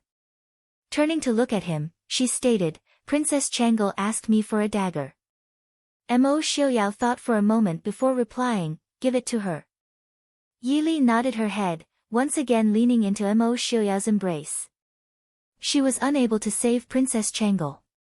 If it was only Princess Chang'e, she would have simply had someone take her away and hide her away. However, behind Princess Chang'e was the Hua family, the imperial family of the Dechu state, the empress, and countless other people's fates were not things she could control. Therefore, since she was unable to save Princess Chang'e, then, she would give her what she wanted. Xiaoyao, in the future, I don't want Bao Bao to marry someone else. Leaning into Mo Xiaoyao's embrace, Yi Li softly stated. Mo Xiaoyao gently stroked her hair, his eyes filled with a faint warmth. Our son does not need to rely on marriage for anything. Hearing these words, Yi Li could not help but smile comfortably. That's right, their son did not need to sell out his marriage for any benefits. At this moment, Yi Li was incomparably grateful to Mo Jingqi for introducing her to Mo Xiaoyao. Not only for herself, but also for her child. Xiaoyao, I have never said that meeting you was the happiest thing in my life. Mo Xiaoyao lowered his head to look into her clear and beautiful eyes, within which were blazing emotions. Lowering his head, he kissed her fragrant lips, gently rubbing them together. No. In the future, you will say it every day. The next day, not only did Mo Xiaoyao's group not leave Yonglin, but Prime Minister Lu's group also did not leave. Once again, they met at the best restaurant in the city. Yi Li could not help but raise her elegant brows. Her gaze swept over noble consort Lu, who was standing beside Princess Chang'e. Holding Mo Xiaoyao's arm with one hand, she smiled faintly and asked, Noble consort and princess are also out shopping? How come I don't see Prime Minister Lu accompanying you? Noble consort Lu silently looked at the two people standing side by side. Yi Li naturally held onto Mo Xiaoyao's arm. Mo Xiaoyao clearly did not have any expression of rejection. Lowering his head to look at Yi Li, his gaze contained a warmth that he had never shown when looking at others. Noble consort Lu's eyes darkened. She indifferently stated, "My father is unwell." "Thank you for your concern, Miss Yi." Yesterday, Yi Li had naturally heard of Prime Minister Lu's fainting on the spot. In the Prince Ding mansion, apart from Feng Zhiyao, Zhuo Jing was the one who was most adept at pressuring others. Feng Zhiyao had grown up in the light. His expression was one of contempt. Although Zhuo Jing had developed a poker face when he was a shadow guard, his heart was not poker face at all. Not to mention that he held a grudge, his poisonous tongue from time to time could easily strike a blow to others. Prime Minister Lu had provoked these two people at the same time. Furthermore, Mo Xiuyao was an irresponsible master who never restrained his subordinates. Other than pretending to faint, Prime Minister Lu had no other choice but to withdraw. Rather than saying that he was unwell, it was better to say that he was ashamed to see others. "I see." Yi Li was not interested in what had happened to Prime Minister Lu. As a result, she only nodded and said with a smile, "Then I wish Prime Minister Lu a speedy recovery. As husband and wife, we still need to have a meal. We won't disturb noble consort and princess any longer. Changel. I have prepared the gift you requested. I will have someone deliver it to you later." This noble consort Lu even wanted to make a fuss about how she addressed Princess Changel. Did she think that just because she addressed Princess Changel as Miss Yi, she was not Princess Ding? Princess Changel smiled and said, "Thank you, Princess Changel. Since the two of you have not eaten, why don't you come in together?" Noble consort Lu took a step forward and stared fixedly at Mo Xiuyao. Mo Xiuyao turned a blind eye to her. Princess Changel's elegant brows frowned. Although there were no outsiders here, they were still outside. This beloved consort of her father, the emperor, was truly too careless. Noble consort Lu, Uncle Prince Ding and the Princess Changel are eating together. Why should we, outsiders, disturb them? If you do not wish to eat, let's go back to an inn. Chapter 5:11.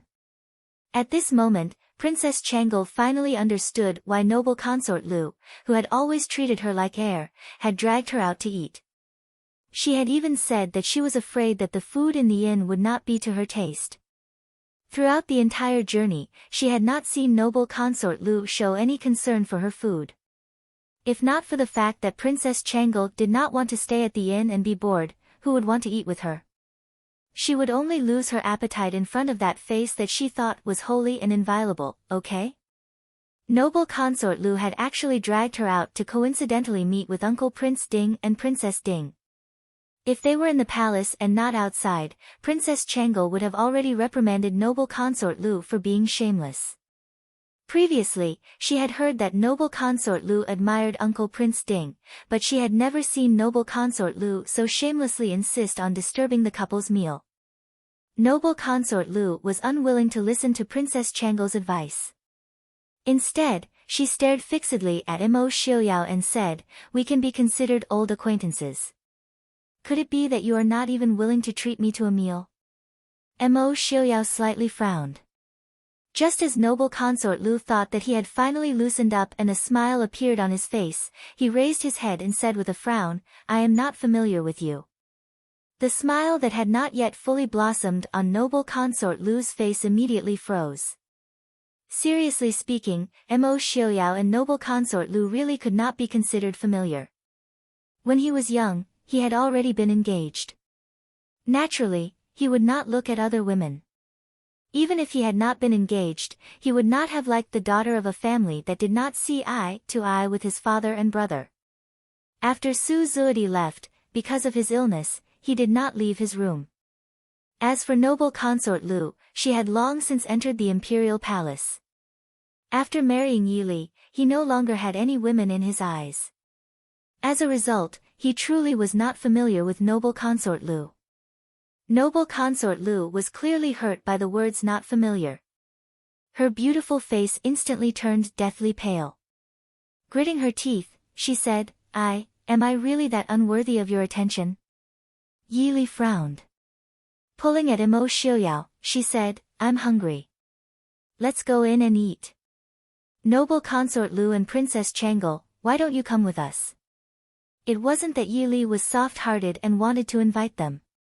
It was just that although there weren't many people in the area where they were standing, it was still a place where people came and went.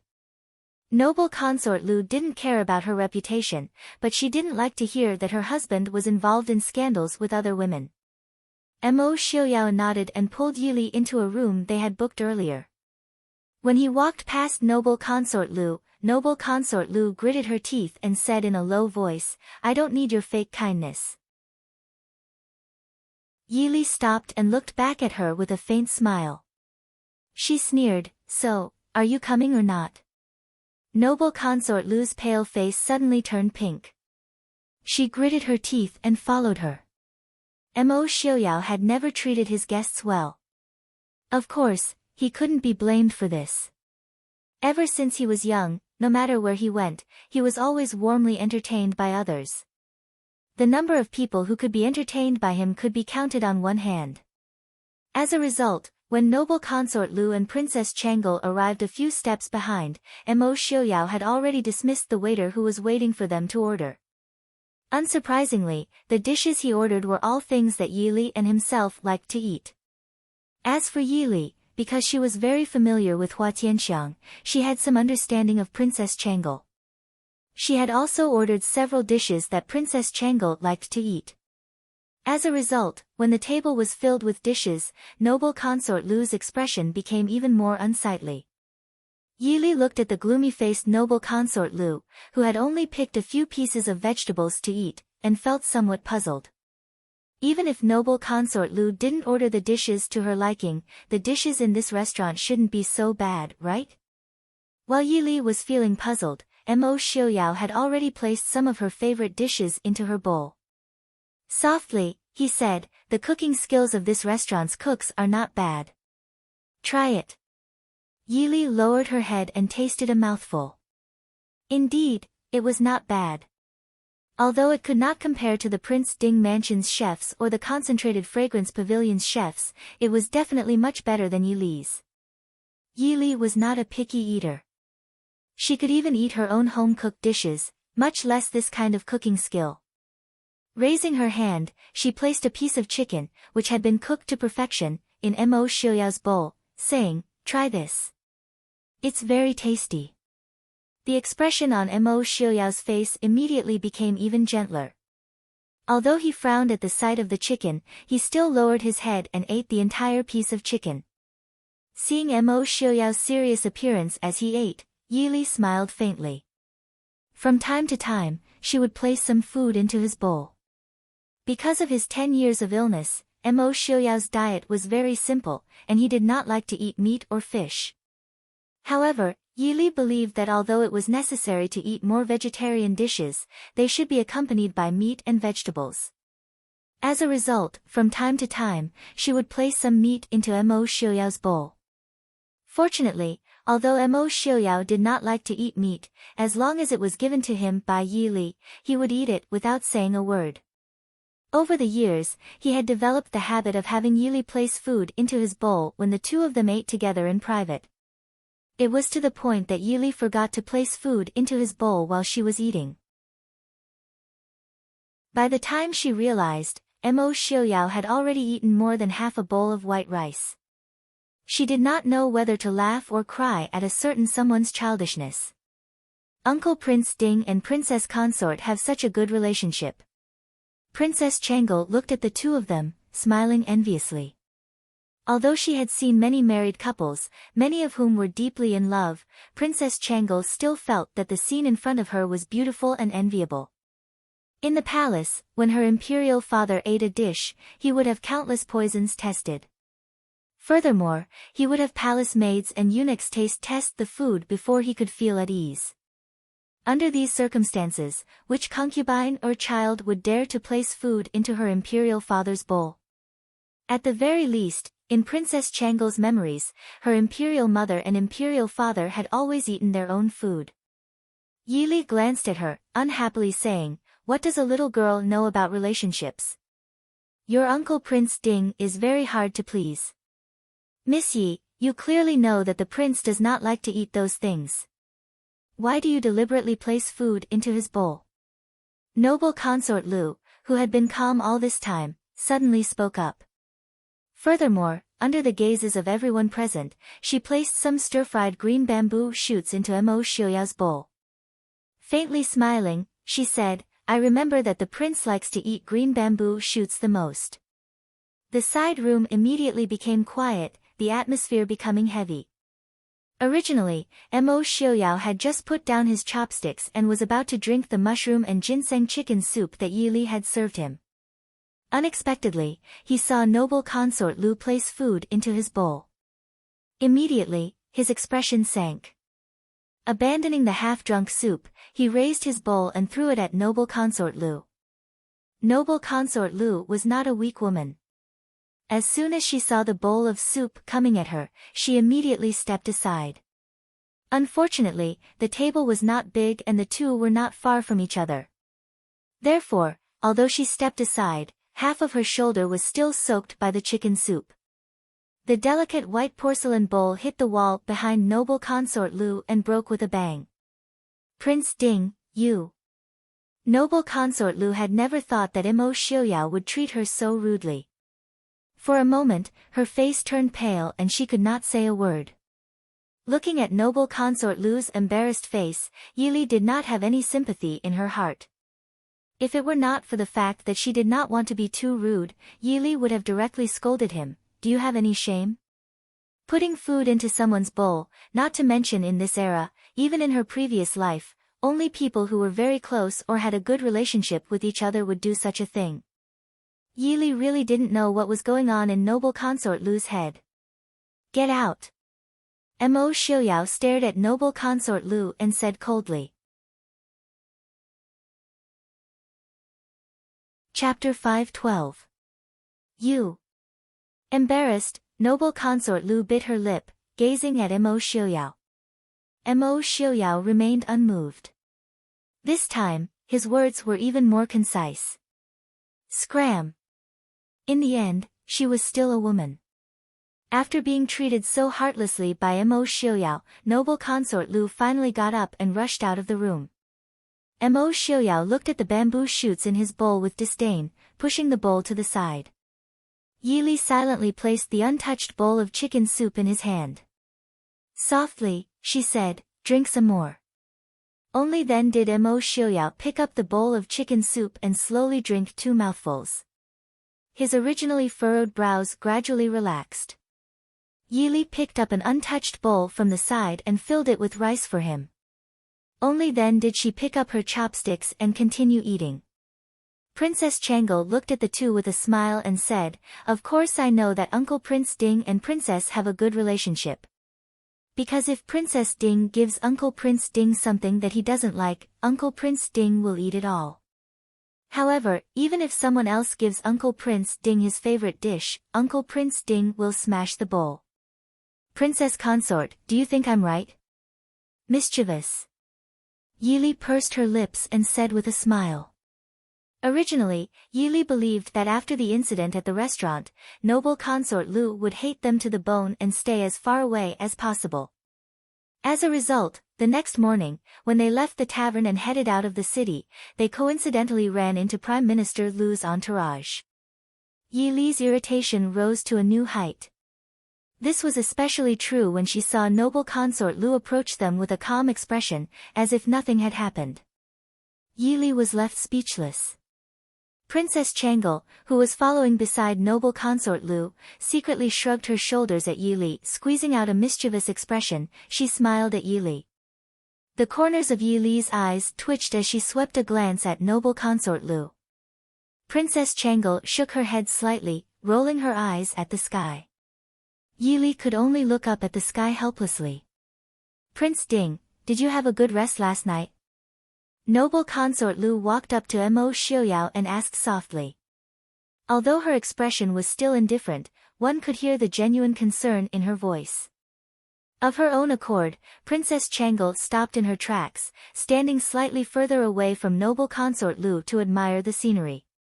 Was her imperial father really as suspicious as her imperial mother said? Then why had imperial father never suspected that his beloved concubine would make him a cuckold and even let her out to pester a married man? Nausea. Mo Xiaoyao said coldly. His silver hair shone faintly in the morning light. He turned around and walked to Yili, leaving noble consort Lu, who was still looking at him. Noble consort Lu silently gazed at the departing figure with snow-white hair. A trace of infatuation and sorrow flashed through her eyes. Yili turned to look at noble consort Lu. Smiling faintly, she said, "Prime Minister Lu, noble consort, please forgive me. Normally, our prince's temper is not so bad. It is only because he was disgusted at noon yesterday that he lost his appetite last night and this morning that he became like this." Mo Xiaoyao directly picked up Yili and placed her on the back of a horse. He then mounted the horse and sat behind Yili, raising the reins. He took the lead and left the city. He left behind a group of people with various expressions. Among them, noble consort Lu and Prime Minister Lu's expressions were particularly unsightly. There was no need to mention noble consort Lu. Although Prime Minister Lu was not present yesterday, he knew what had happened at the restaurant. Similarly, he felt that his daughter had gone too far. However, he was similarly displeased with Mo Xiaoyao's merciless behavior in front of so many people. Glancing at noble consort Lu, Prime Minister Lu said in a heavy voice, "Noble consort, it is time for us to set out. Let's go." Noble consort Lu unwillingly glanced at the city gate, where Yili and Mo Xiaoyao had already disappeared. Finally, she turned around and got on the carriage.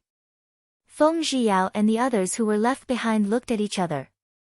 After a while, Zhuojing frowned and said, "Young master, there seems to be something wrong with the Lu family." Su Qingchen glanced at the carriage that had already set off. The smile on her lips was like a spring breeze, but it made people feel cold. Something is indeed wrong. I have heard that Prince Ding rode a horse on a slanted bridge and was attracted by many women. I didn't expect that now that he is in the prime of his life, he is even more attractive to women than before.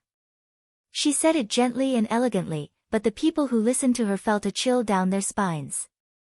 Looking at the elegant carriage, Feng Zhiyao wanted to defend his boss and his good friend, but he couldn't. He had to shut his mouth silently. Even the noble consort of Dechu state was so infatuated. Wasn't this attracting bees and butterflies? Seeing that everyone had tacitly agreed, Su Qingchen nodded in satisfaction and changed the topic. "What do you think is wrong?" Zhuojing thought and then said with a frown, "The emperor sending noble consort Lu to Nanzhao is not right. Also, noble consort Lu is a bit too bold. If noble consort Lu's words and actions reach the emperor's ears, no matter how much the emperor favors her, he will be ruthless." Su Qingchen nodded and said, "That's right. She is so bold because she is certain that these things will not reach the emperor. Then, this time, there are no emperor's people among the messengers sent by the Chu state." "How is that possible?" Feng Zhiyao said. They had all seen with their own eyes how suspicious Mo Jingqi was.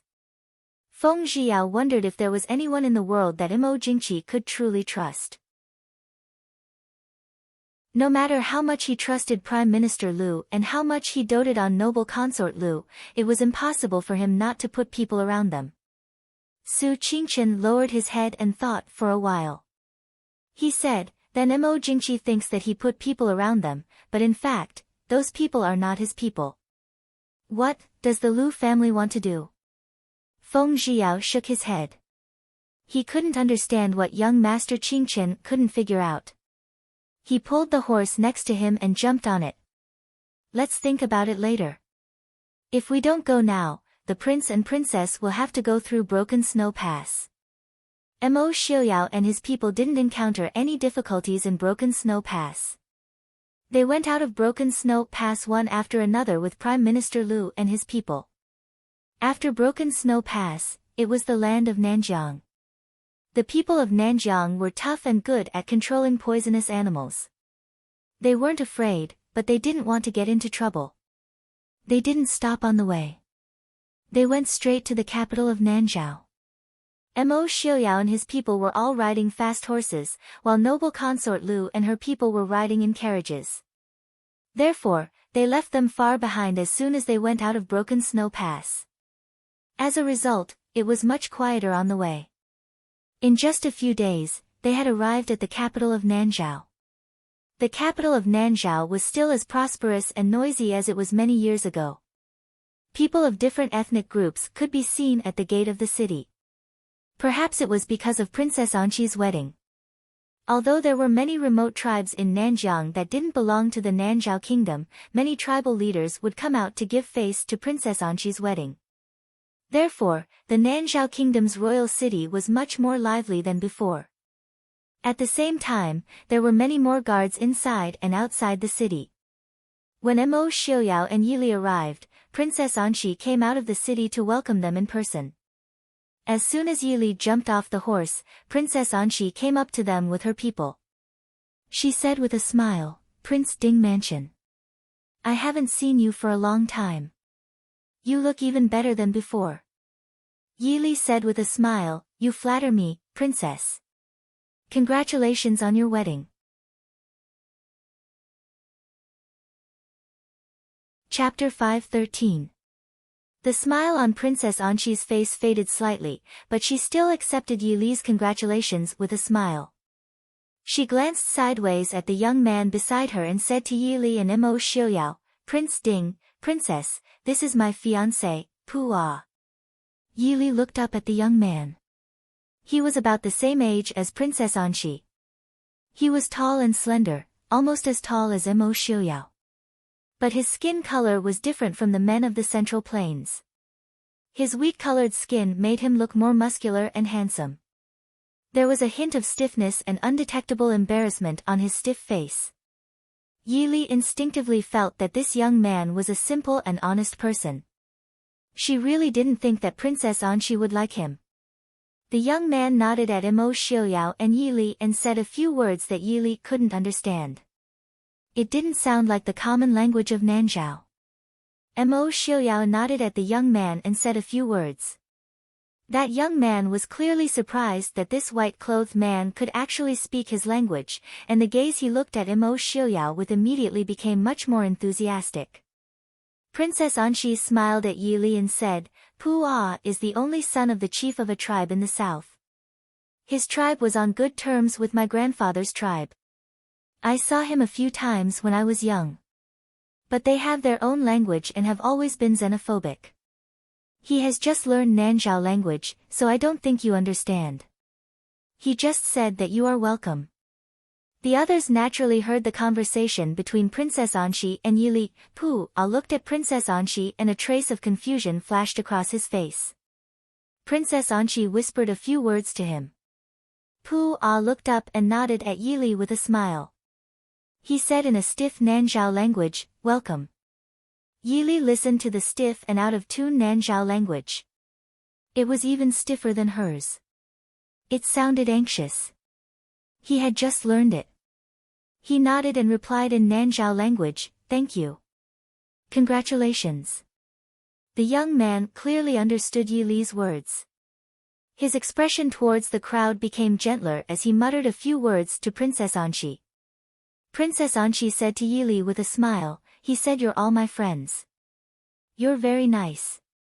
Yili couldn't help but smile.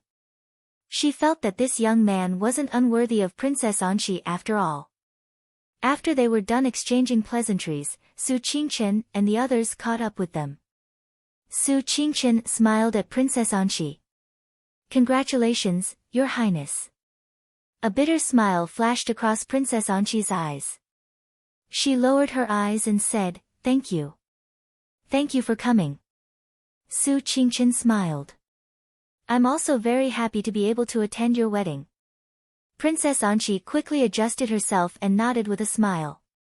"It's been a few years. I'm glad to see you. This is my fiancé, Pu A." Princess Anqi turned her head and introduced Su Qingchen to Pu Ah in another language. Su Qingchen wasn't called the first young master of Dechu State for nothing. In Yi Li's words, if Mo Xiuyao and Su Qingchen stood together, the first person people would notice would be Mo Xiuyao. But that would be because of Mo Xiuyao's white hair. And the last person people would look at would be Su Qingchen. Of course, there was no lack of Yi Li's intention to belittle her husband. But at least it showed that Su Qingchen and Mo Xiuyao wouldn't be inferior to each other when they stood together. In fact, in terms of appearance, Su Qingchen might not be more handsome than Feng Zhiyao. He wasn't as handsome as Han Mingxi either. He didn't even care much about his clothes and accessories. His clothes were white clothes of the most common color and style. He also did not like to be like Feng Zhiyao, who was always holding a gorgeous gold-plated folding fan in his hand. Occasionally, he would just hold a folding fan that he had casually drawn in his study. On his waist hung a jade pendant that his grandfather had given him when he was young. It hadn't been changed for many years. But as long as he stood in front of people, people couldn't help but look at him. They were reluctant to look away. Su Qingchen always gave people a feeling of elegance and refinement, but he didn't have the high and mighty aura of an immortal.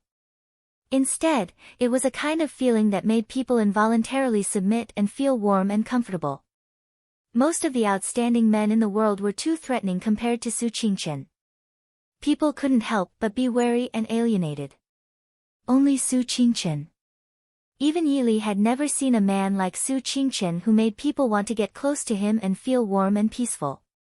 Even people who knew Su Qingchen's methods couldn't help but be attracted to him. Pu Ah was startled when he saw Su Qingchen. A trace of surprise flashed through his eyes, but there was also relief and sadness. He nodded at Su Qingchen and also said welcome. He didn't know much Nanzhao language. Su Qingchen smiled gently and greeted him in Pu Ah's tribal language. It was the same tribal language, but Mo Xiuyao's pronunciation was very similar to Princess Anqi's.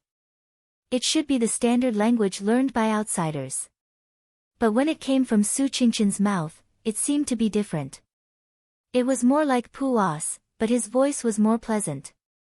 Seeing the faint sadness on the young man's face, Yi Li couldn't help but lean her head on Mo Xiuyao's shoulder. She didn't want to look up. Brother, can you be any worse? It's fine if you don't like Princess Anqi, but now you're attacking her fiancé. Li, are you tired? Mo Xiuyao asked with concern. He didn't care who Su Qingchen attacked, but he couldn't attack him anyway. Yi Li nodded weakly. She sympathized with the gloomy young man standing next to Su Qingchen. Princess Anqi looked at Yi Li and Mo Xiuyao holding hands and a trace of envy flashed through her eyes. She said with a smile, "Let's just talk here. Let's go into the city. I've already asked people to prepare a post house. If we continue to stand here, we might steal the souls of the girls in Nanzhao City. Then we'll be in trouble." Princess Anqi was right.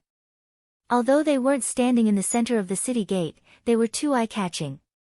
From Mo Xiuyao and Su Qingchen to Feng Zhiyao, Zhuo Jing, Lin Han, and Qin Feng, any one of them was enough to attract a large number of girls. At this time, there were already many young girls standing at the city gate. The people of Nanjiang were always enthusiastic. If it weren't for the guards of Wangcheng, they might have already rushed forward to express their love. After entering the city, Princess Anqi led them directly to a post house not far from the palace and the princess residence. Mo Xiuyao and the others were tired from the journey. Naturally, they wouldn't go to the palace to see the king of Nanzhao as soon as they entered the city. Princess Anqi personally led them to a courtyard in the post house that had already been prepared. She ordered the servants of the post house to take good care of them. Seeing Princess Anqi put in so much effort, Yi Li felt even more embarrassed about her brother's unkindness. Receiving Yi Li's apology, Princess Anqi smiled helplessly. She looked back at Pu Ah who was talking to Mo Xiuyao and Su Qingchen not far away. Mo Xiuyao and Su Qingchen were both proficient in many Nanjiang languages, so they didn't have any language barriers when talking to Pu Ah. From Yi Li's perspective, the three of them were chatting quite well. However, The young man sandwiched between Mo Xiaoyao and Su Qingchen was even more inconspicuous. Princess Anqi sighed helplessly. Prince Ding and Qingchen are both too outstanding. It's really difficult to find someone as outstanding as them. Pu Ah and I have known each other since we were young. He's not a bad person and has always been good to me. There's nothing wrong with marrying him.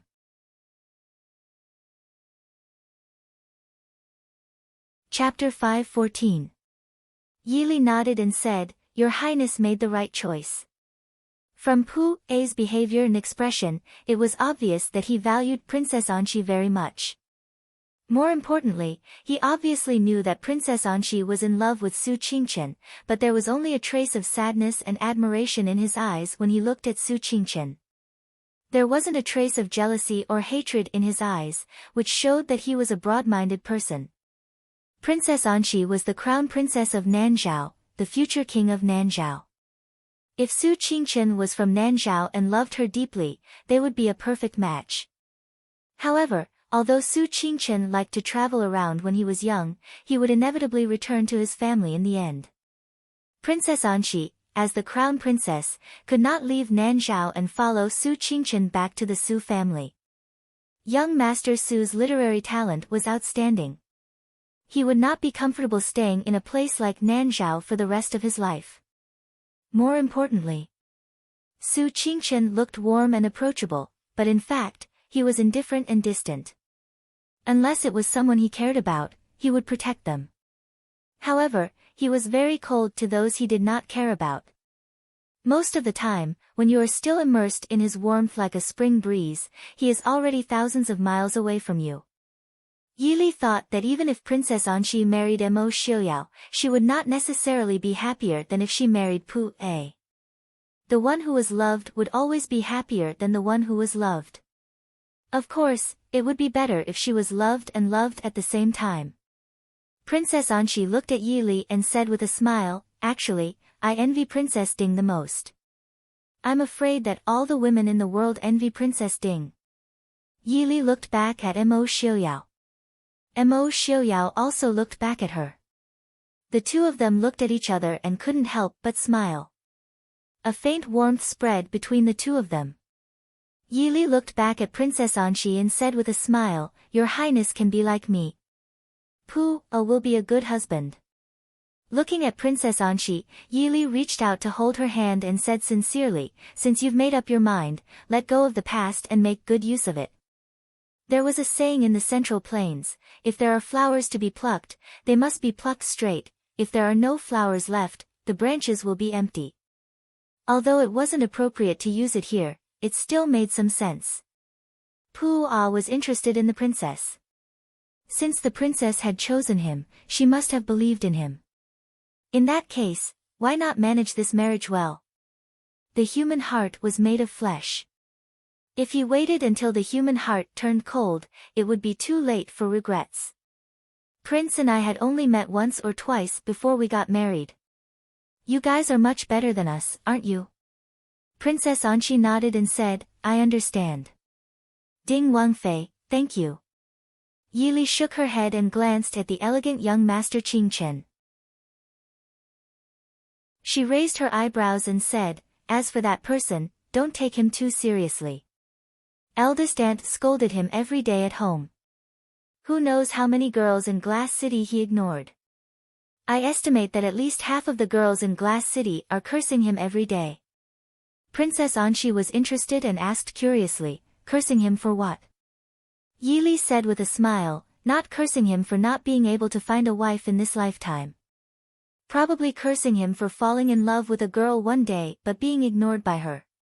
Anyway, if I was a girl and was ignored like that, I would curse him like that. Princess Anqi finally couldn't help but laugh.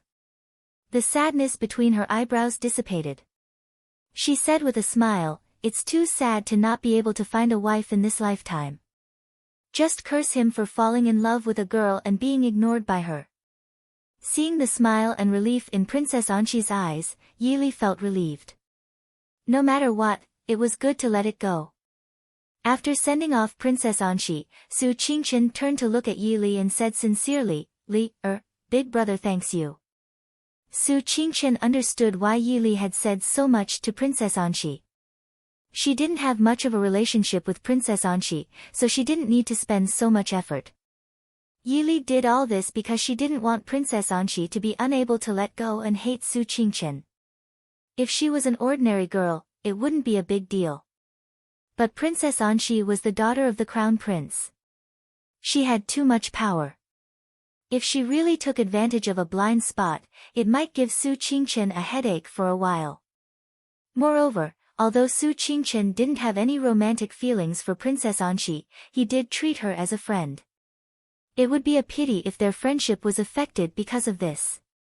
Yi Li rolled her eyes and pursed her lips. No need to thank me. Big brother, since you don't have any feelings for other girls, then don't provoke them. I can't be your shield all the time. Speaking of this, Yi Li couldn't help but be glad that she had married Mo Xiuyao long ago and that they were publicly acknowledged as a loving couple. Every time she walked with Su Qingchen, she would be glared at by many girls who didn't know the truth. Thinking of how she had lied to Princess Anxi that she was Su Qingchen's fiancée, Yi Li couldn't help but be glad that she had met Princess Anxi. If she had met another girl, she might have pulled out a knife and stabbed her. Su Qingchen touched his nose apologetically and didn't know what to say. He really didn't want to provoke any girl, and it wasn't that he was arrogant and looked down on anyone. It was just that he didn't have that kind of feeling. Li, I told you long ago that big brother won't like any girl. Mo Xiuyao walked out and put an arm around Yi Li's waist and pulled her into his arms with a smile. Yi Li immediately recalled what Mo Xiuyao had said about Su Qingchen's sexual orientation and her face stiffened. She turned to look at Su Qingchen and saw that he didn't have any intention of refuting. Her heart sank again. Although she didn't discriminate against homosexuals, she still wasn't prepared for her big brother to really become a homosexual. Moreover, how was she going to explain this to eldest uncle and eldest aunt? Su Qingchen saw Yi Li's gloomy expression and thought that she was worried about him. He hurriedly said, Li, don't be angry. Big brother didn't want to do this kind of thing. Seeing Su Qingchen's rare worried expression, Yi Li's heart skipped a beat. That's right, big brother didn't want to be a homosexual either. Big brother didn't say anything for so many years. He probably didn't want others to know. Young Master Qingchen was famous, but if word got out that he was a homosexual. I understand. Big brother, don't be troubled. Li won't ask about it in the future. Su Qingchen was stunned. He was touched by his sister's understanding, but for some reason, he felt that there was something wrong with the way Li looked at him. What was with that look of understanding, sympathy, and comfort? We've been on the road for a few days. Everyone must be tired. Big brother, I'll take Li back to her room to rest first, Mo Xiuyao said slowly. Su Qingchen, who still felt that something was wrong, waved his hand to let the two of them do as they pleased. He replayed the conversation in his mind and finally found where the problem was. Young Master Qingchen's gentle and refined elegance finally cracked.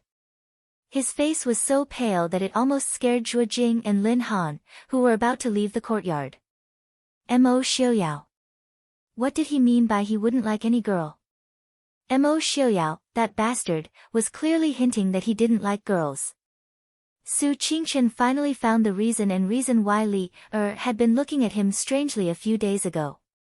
Thinking of the half-smile Mo Xiuyao gave him before he left, young Master Qingchen couldn't help but grit his teeth. Mo Xiuyao, just you wait.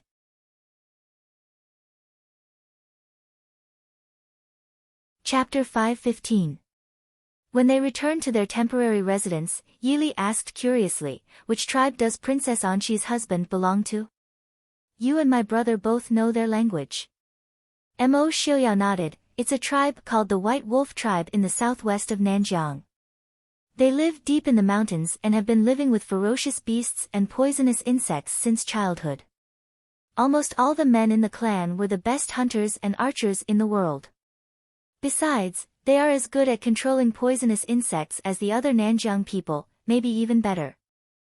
When we were preparing to pacify Nanjiang, I had people investigate them and found that some of the soldiers had learned this language. I only learned it because I had nothing better to do. Yili sat down and poured tea for herself while thinking. Princess Anqi chose this time to get married because she wants the support of the White Wolf tribe. Mo Xiaoyao nodded and sat down opposite Yili. Before they came to Nanjiang, they had sent people to investigate Princess Anqi's marriage. Mo Xiaoyao said, the current situation in Nanjiang is very unfavorable for Princess Anqi. Princess Anqi needs the support of other tribes in Nanjiang. It was better when Big Brother was in the south, but he has been busy in the northwest these years. Princess Anqi has to deal with her father, Shu Manlin, Tan Jiji, and the leaders of the tribes by herself. I'm afraid it's not easy. Then Yili frowned and said worriedly. Although they should help Princess Anqi based on their friendship with her, they didn't want to help her. However, in terms of the stability between countries, a chaotic southern border was the most beneficial to them. Let's try not to get involved. Su Qingchen's voice came from outside the door. Young Master Qingchen, who had regained his elegance and gentleness, walked in. When he saw Mo Xiaoyao, he narrowed his eyes. He looked at Yili and said, my friendship with Princess Anqi is one thing, but getting involved in the internal affairs of other countries is another. In the past, I was just a friend of Princess Anqi, but now our words and deeds represent the Northwest. Therefore, we cannot make any mistakes. Yili nodded and asked worriedly, will it make things difficult for Big Brother? Su Qingchen shook his head. Princess Anqi knows her limits. Yili thought for a moment and said, to be honest, Princess Anqi may be talented in governing a country, but in terms of scheming, I'm afraid Princess Anqi is no match for those people.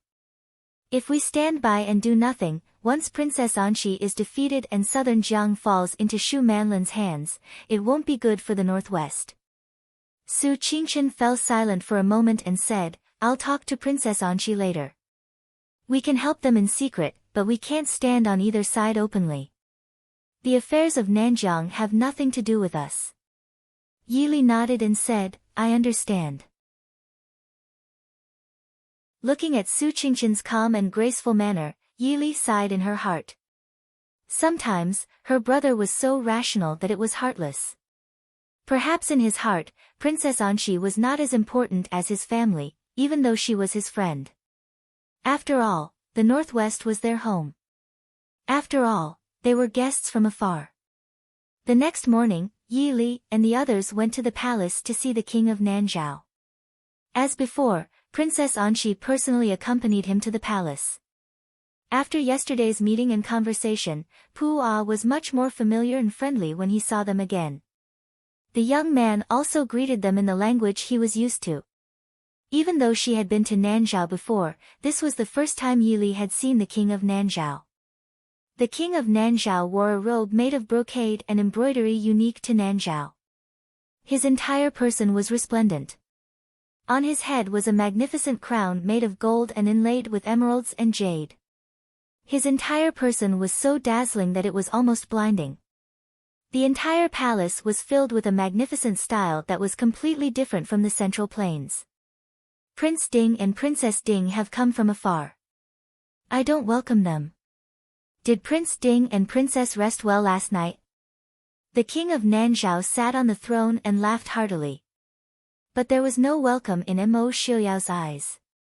The king of Nanzhao's Central Plains language was very good, but he had a slight Nanzhao accent. This was a problem that many Nanzhao people had, but it did not affect the listener's understanding. Mo Xiaoyao smiled faintly and raised his hands in return. He said, the crown princess's wedding is near. I and princess consort congratulate the king and princess of Nanzhao. We also wish that the king of Nanzhao will have a grandson soon. The king of Nanzhao's expression froze. Even though there was nothing wrong with Mo Xiaoyao's congratulatory speech, the king of Nanzhao was not yet 50 years old. Mo Xiaoyao said that he wished him a grandson soon. It sounded normal, but in the king of Nanzhao's ears, it seemed to be mocking him for not being able to have a son. Even His Highness Prince Ding has come from afar. The crown princess really has a lot of face. I really envy her. The atmosphere in hall I was subtly stiff. Suddenly, a seductive female voice came from the side hall. Everyone looked to the side. Shu Manlin was dressed in the gorgeous yellow robes of the Saintess of Nanjiang. But she did not wear the mask that the Saintess of Nanjiang wore to receive outsiders. The other Nanzhao people in the hall seemed to be used to this.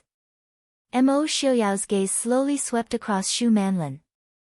He frowned and said in confusion, "King of Nanzhao, this is..." The king of Nanzhao laughed and looked lovingly at Shu Manlin. He said, "Prince Ding does not know. This is the saintess of my Nanzhao kingdom, Shu Manlin." Mo Xiuyao's frown deepened. He said coolly, "I heard that the saintess of Nanjiang cannot be more than 25 years old and never sees outsiders. So this is just a rumor." A trace of anger flashed across Shu Manlin's face. Was Mo Xiuyao saying that she looked more than 25 years old? But Shu Manlin had been locked up by Mo Xiuyao for more than half a year. She still had some lingering fear of him. Even in front of so many people, she did not want to take the initiative to provoke him.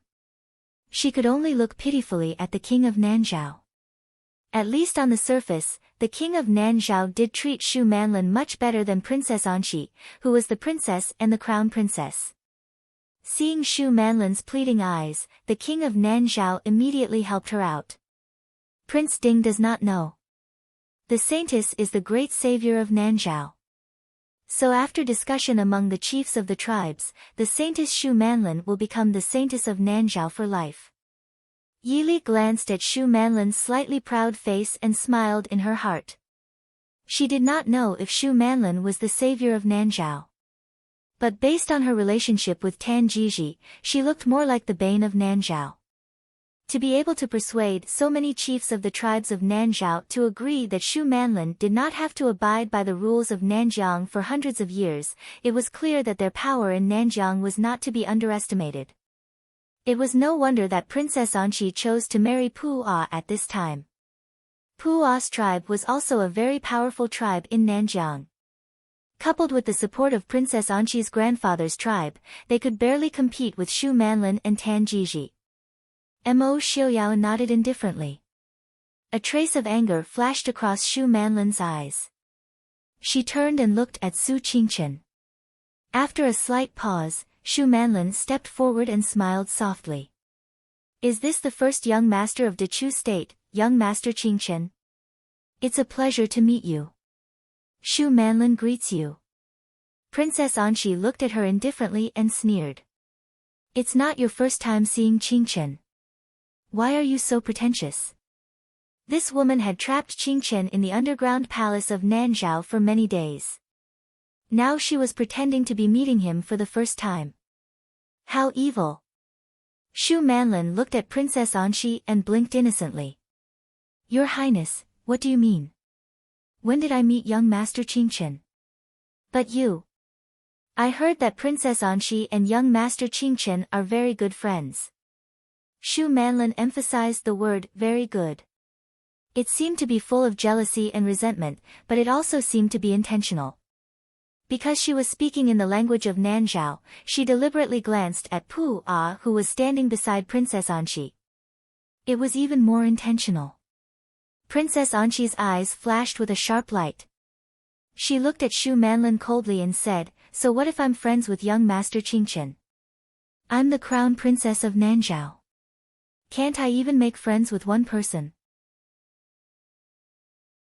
But someone has been fooling around with King Li of Dechu State for many years. At that time, someone hadn't received the privileges of the tribes of Nanjiang yet, right? No matter how bold Shu Manlin was, she couldn't help but blush when Princess Anqi said that in front of so many people. "You..." Princess Anqi smiled disdainfully. "What? Holy maiden, are you saying that you don't know King Li of Dechu State?" Princess Anqi dared to ask this because she had evidence that Shu Manlin had known Mo Jingli for a long time. Shu Manlin couldn't deny or admit it. If she denied it, Princess Anqi might throw out the evidence of her relationship with Prince Li in a fit of anger. If she admitted it, it would be worse. Although she was no longer restricted by these restrictions, it would be very disadvantageous for her if people found out that she had been acquainted with a man outside for years. That's enough, Why are you saying this in front of the guests? The king of Nanzhao suddenly spoke. He frowned and looked at Princess Anxi.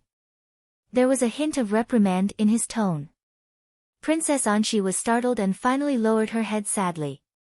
Yili smiled at the smug look that flashed across Shu Manlin's face. She suddenly pursed her lips and said with a smile, speaking of which, I also feel that the holy maiden looks familiar. Shu Manlin looked at Yili in surprise. Her eyes were filled with nervousness and reproach. She seemed to be blaming Yili for betraying her. Yili smiled faintly. She thought seriously and said, maybe I was mistaken. 5 years ago, when Quan was 1 month old, I seemed to have seen a girl who looked very similar to the holy maiden follow a man to the northwest to play. But that man wasn't King Li of Dechu State. This consort must have misjudged him. Yi Li's words scared Shu Manlin. She knew that she had been tricked by Yi Li. She was furious but didn't dare to show it in front of everyone. She could only swallow her anger and say with a forced smile, it's good that you recognized her. My daughter has never been to the northwest. Yi Li smiled faintly and said, what? I've also never seen two people who look so alike. Holy maiden, please don't blame me.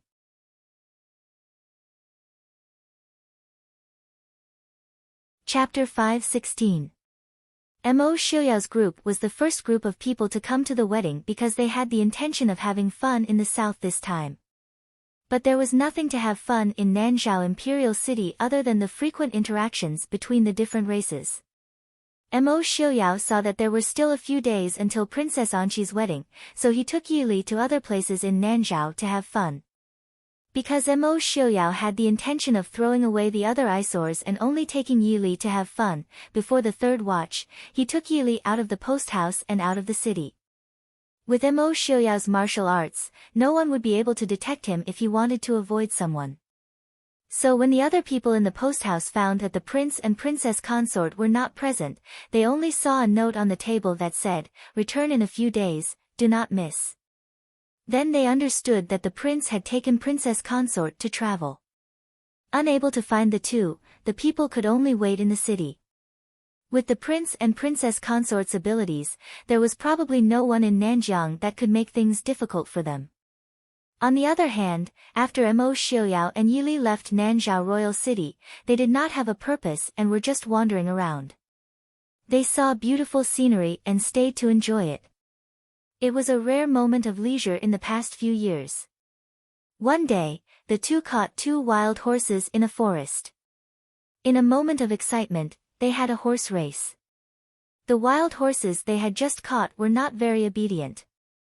Yi Li rode the wild horse and ran wildly through the forest. Mo Xiuyao's horse riding skills were better and he rode his own horse to follow. When the wild horse finally had enough fun, it listened to Yi Li and slowed down. Mo Xiuyao rode his horse to catch up from behind. He stared harshly at Yi Li's horse and wanted to tear it to pieces. Although this wild horse had a wild personality, it still had some intelligence. When it sensed Mo Xiuyao's killing intent, it immediately moved its feet uneasily, but it didn't dare to run around anymore. Yi Li jumped off the horse's back and said with a smile, you don't have to be angry. This horse hasn't been completely tamed yet. If it is so obedient, it will be at a disadvantage. Mo Xiuyao knew that most BMWs were arrogant, but when it came to Li Li's safety, a BMW was nothing. If it weren't for the fact that he was worried about hurting Mr. Li, he would have cut down the wild horse that was running wildly with his sword. Seeing Mo Xiuyao's gloomy expression as he stared at the wild horse, Yi Li couldn't help but smile. She pulled Mo Xiuyao to stop him from looking at the pitiful horse that looked like it wanted to run away but didn't dare to. Looking at the surrounding lush forest and grassland, the ground was also covered with pink, light blue, white, and yellow wildflowers. At a glance, there was no end in sight. It was like a huge green carpet covered with fresh flowers. So beautiful, Xiuyao, where is this place? Whether it was in the northwest or in the Chu capital, Yili had never seen such a fresh and natural beauty. Mo Xiuyao looked around and said with a slight frown, that wild horse has been running for almost 4 hours. Adding on our previous sightseeing, this place should be 500 or 600 li away from Nanzhao Imperial City. This place should be near the sacred land of Nanjiang. Yili was a little surprised. The sacred land of Nanjiang was a mysterious place even to the people of Nanjiang. However, the Prince Ding mansion had the intention of pacifying Nanjiang many years ago and naturally would have investigated it, so it wasn't too surprising. Mo Xiuyao pulled Yili forward and said, "Since we're here, let's go take a look." Yili frowned and said, "Isn't it bad to trespass on the sacred land of Nanjiang?" If the people of Nanzhao knew that Prince Ding and Princess Ding had trespassed on the sacred land of Nanjiang, not only would it affect them negatively, Princess Anxi would also lose face. Mo Xiuyao said lightly, "If we're not discovered, it's not trespassing. I promised Shenyang to bring back a few stalks of nethernet flower for him." Yili was also very grateful to Shenyang. Not only because he gave up his reputation as a genius doctor and stayed in the Prince Ding mansion for more than 10 years to work on Mo Xiuyao's poison, but also because Mo Xiaobao was a little weak when he was born. It was all thanks to Shenyang that he was able to grow up to be so lively today. Hearing that it was something Shenyang wanted, Yili was naturally duty-bound. Moreover, she was also very interested in the so-called sacred land of Nanjiang. Mo Xiuyao obviously had the potential to be a special forces soldier. His sense of direction was so good that even Yili couldn't help but be jealous. Pulling Yili without hesitation, he shuttled through the mountain forest. In less than 2 hours, they arrived at the periphery of the sacred land of Nanjiang. The two nimbly avoided the guards and quickly entered the entrance of the sacred land. Perhaps because it had not been invaded by outsiders for hundreds of years, the guards in the sacred land were not very strict. The two only spent a little effort to sneak in. As soon as they entered, they were greeted by a large blood-red sea of flowers. It was a pure red without any impurities. It almost dyed the entire valley red, looking strange and bloody. "This is..." Yili looked at the fiery red in front of her and frowned. Mo Xiuyao's expression was calm as he said in a deep voice, "This is the hidden luo flower." Yili sighed and said softly, "When I heard that the hidden luo flower was a sacred item of Nanjiang, I wanted to bring some back to see if it would be useful to you. Fortunately, I didn't waste time." Mo Xiuyao didn't understand. "Li knows this flower?" Yili said, "There are so many of them. They don't look like rare holy objects, do they? I know that this flower has another name. It's called the red spider lily or the red spider lily. It also has another name, red flower stone garlic."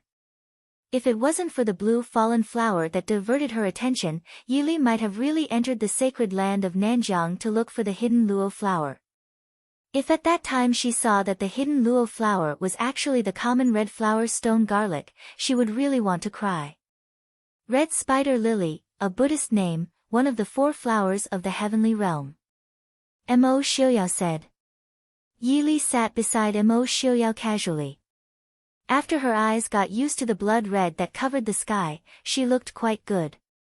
She laughed softly. "It is indeed a Buddhist name. Legend has it that the red spider lily is the yellow spring flower that grows beside the river of forgetfulness, the only scenery on the road to the yellow spring." Mo Xiuyao didn't know much about Buddhist scriptures, so he didn't understand, why is it called the red spider lily? Yili recited softly, "The flower blooms without leaves, the leaves without flowers. The red spider lily blooms for 1,000 years, wilts for 1,000 years, the petals and leaves never meet. Love is not cause and effect, fate determines life and death." Mo Xiuyao frowned and said in a deep voice, "I don't like these words." Yili pursed her lips and looked at him with a faint smile, "I don't like it either." This flower does have some detoxification properties, but it's also poisonous. But it's not considered rare. It's just that right now, other than here, there shouldn't be anyone who would cultivate it on such a large scale. Even if there aren't many in the Jiangnan area, we should be able to find quite a few if we look carefully. Are we going to pick them from here and bring them back to Mr. Shen? Mo Xiaoyao glanced at the large patch of blood red below and said, since we're here, let's take some back. Later, we'll go to Jiangnan to pick some and see if there's any difference. Yi Li nodded indifferently. There were so many in the sacred land of Nanjiang. Not to mention picking a few stalks, even if they pulled out a sack and took it away, no one would notice.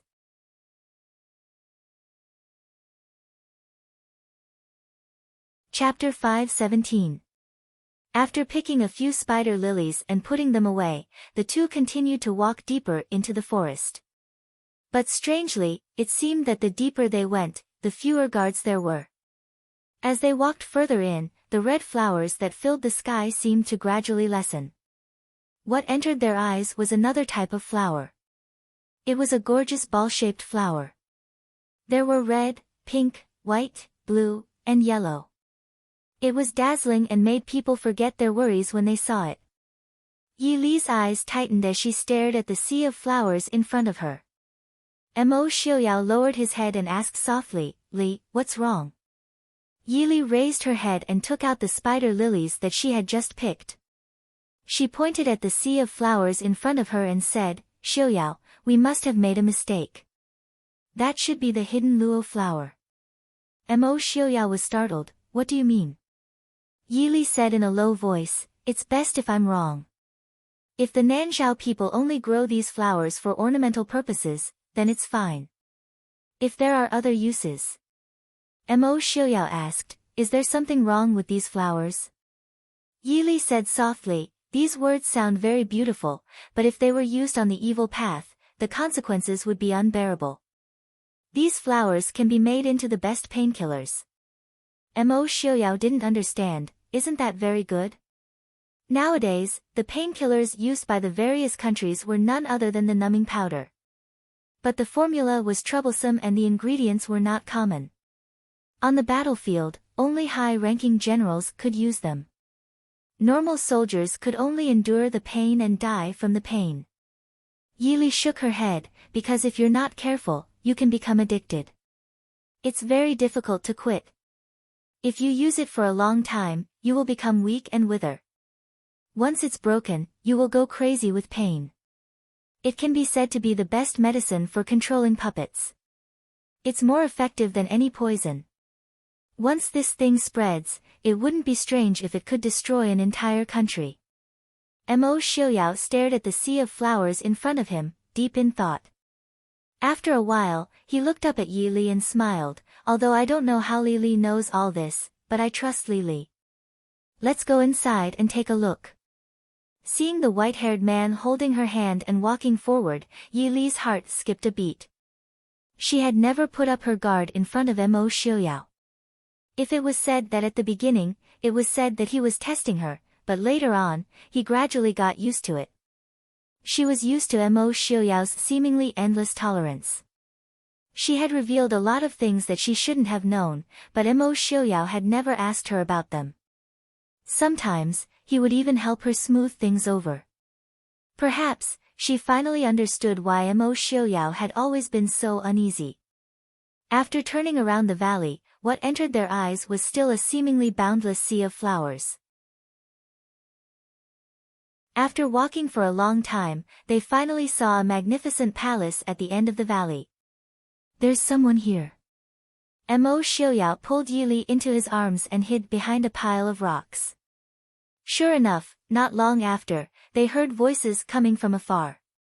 That voice was very familiar to Mo Xiaoyao and Yi Li. The thing I want, have you prepared it? A cold male voice came from not far away. Mo Xiaoyao and Yi Li looked at each other, then looked at the man who was walking over with a few women dressed in southern border clothing. It was Mo Jingli. Standing beside Mo Jingli was the beautiful southern border princess Xixia.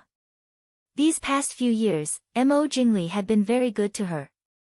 Even though she was a few years older than Yi Ying, she still looked charming and beautiful. Standing in front of them was an old madam in her 50s, holding a sinister-looking snake-headed cane in her hand. Looking at Mo Jingli, she smiled and said, "Prince Li, don't worry. All the doctors in our holy land have worked together for so many years and have finally developed the divine medicine that Prince Li wants. I guarantee that the effects will be better than what Prince Li wants." Mo Jingli said coldly, "Is that so? Then I will wait and see. I hope Elder won't disappoint." The elder smiled confidently and said, "Of course. Since it's a cooperation, we naturally have to satisfy both sides. As long as Prince Li keeps his promise, it's fine. Men, bring the medicine men here." Not long after, a few disheveled people were dragged over. From Mo Xiaoyao and Yi Li's position, they couldn't see them clearly, but they could see a person's figure and appearance. He should be from the Central Plains. That person's eyes were cloudy and unfocused, and his face was sallow and emaciated, as if he had no strength. His expression was sluggish, and his mouth was dripping with saliva. He looked like an idiot born with dementia. The elder smiled and said, "What does Prince Li think? In order to guarantee the efficacy of the medicine, we have specially found a few people from the Chu state to be the medicine men."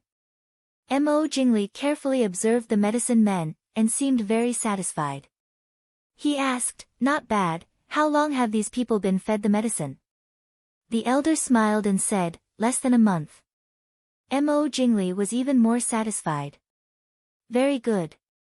I agree to what you have proposed." The elder was even more satisfied. He smiled and said, "Prince Li is indeed straightforward.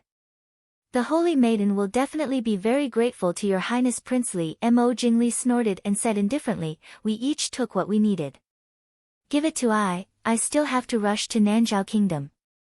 The elder didn't hesitate. He took out 2 porcelain bottles and handed them to Mo Jingli. He said, "This is 3 months' worth of medicine. It's enough for Prince Li to use. It's not easy to take medicine and refine it. Our valley's doctors have only refined this much after so long." Mo Jingli put it away and said, "Many thanks, elder. I will take my leave." The elder smiled and said, "I'll have people escort Prince Li out of the valley."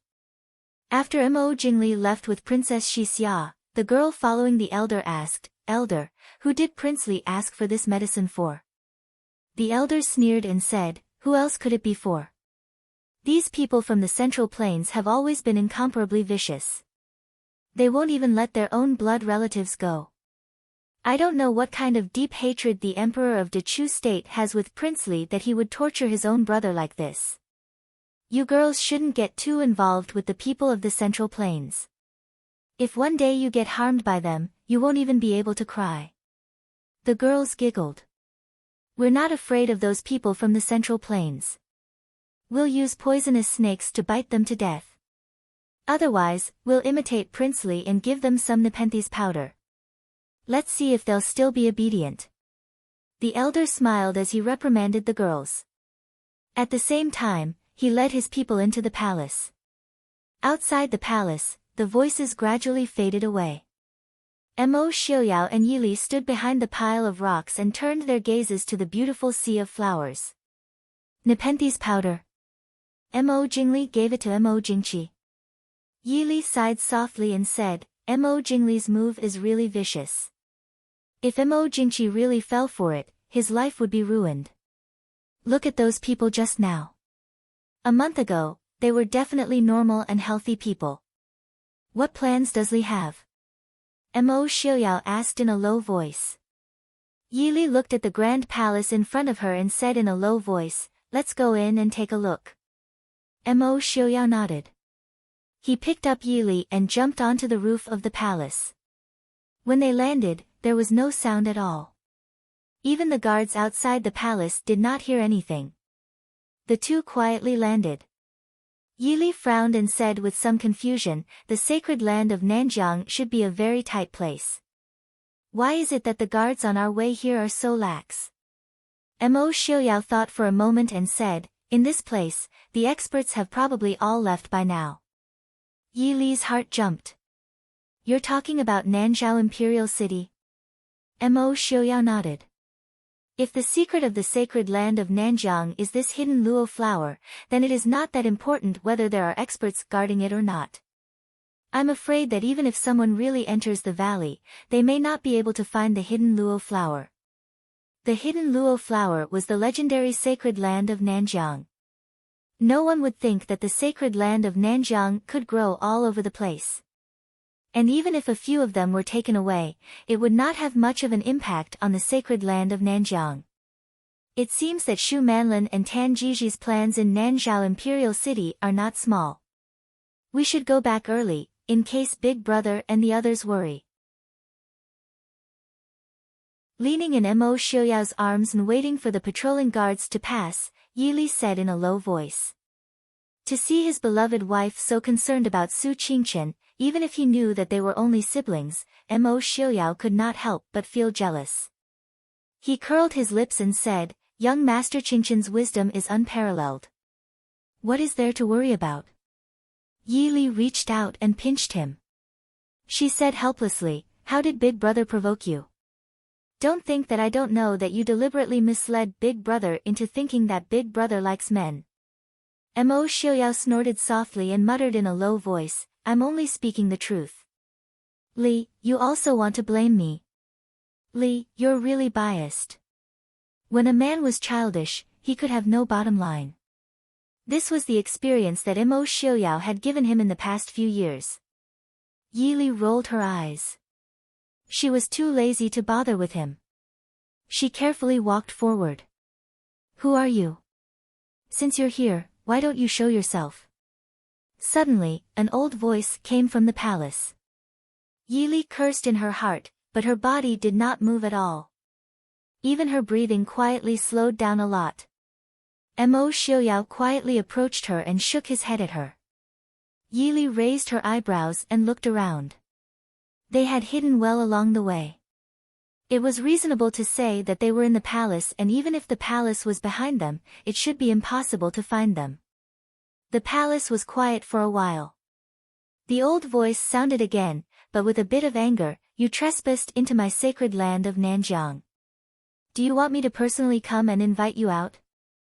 On the roof opposite, a black shadow flew down and laughed loudly, I'm Lei Tingfeng of Xiling.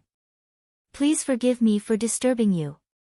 The person in the palace snorted and said, so it's the Crown Prince of Genom of Gojoseon. I was wondering who had the guts to trespass into my sacred land of Nanjiang.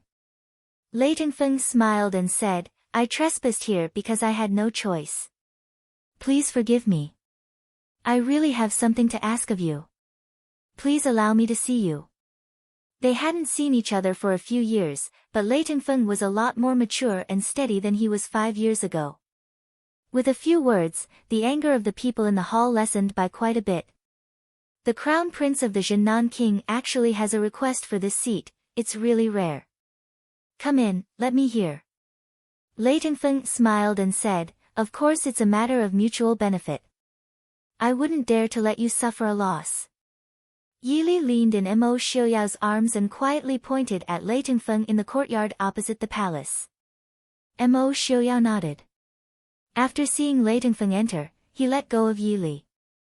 With a tap of his foot, a swan goose silently landed on the roof of the main palace.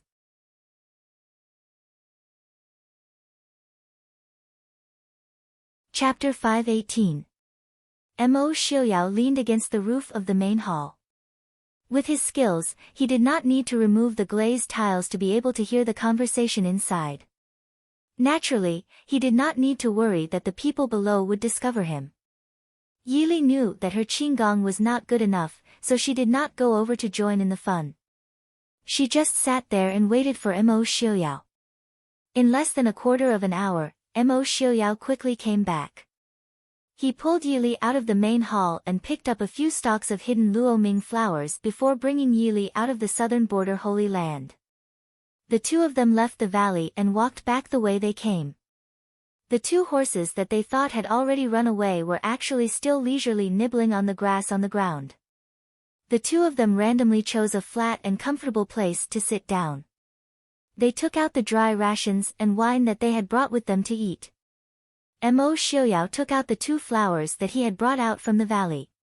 His brows furrowed. Yili glanced at him indifferently, half leaning on him as she said, "We were too prejudiced before. If one of these 2 flowers is the hidden Luoming flower, then it must be that one. Although the red spider lily has antidote properties, it also has a poison that can kill a person. Adding on the name of the yellow springs flower, we thought that it was the hidden Luoming flower. But in terms of medicinal properties, this is more like the yellow springs flower that can drag a person into the netherworld."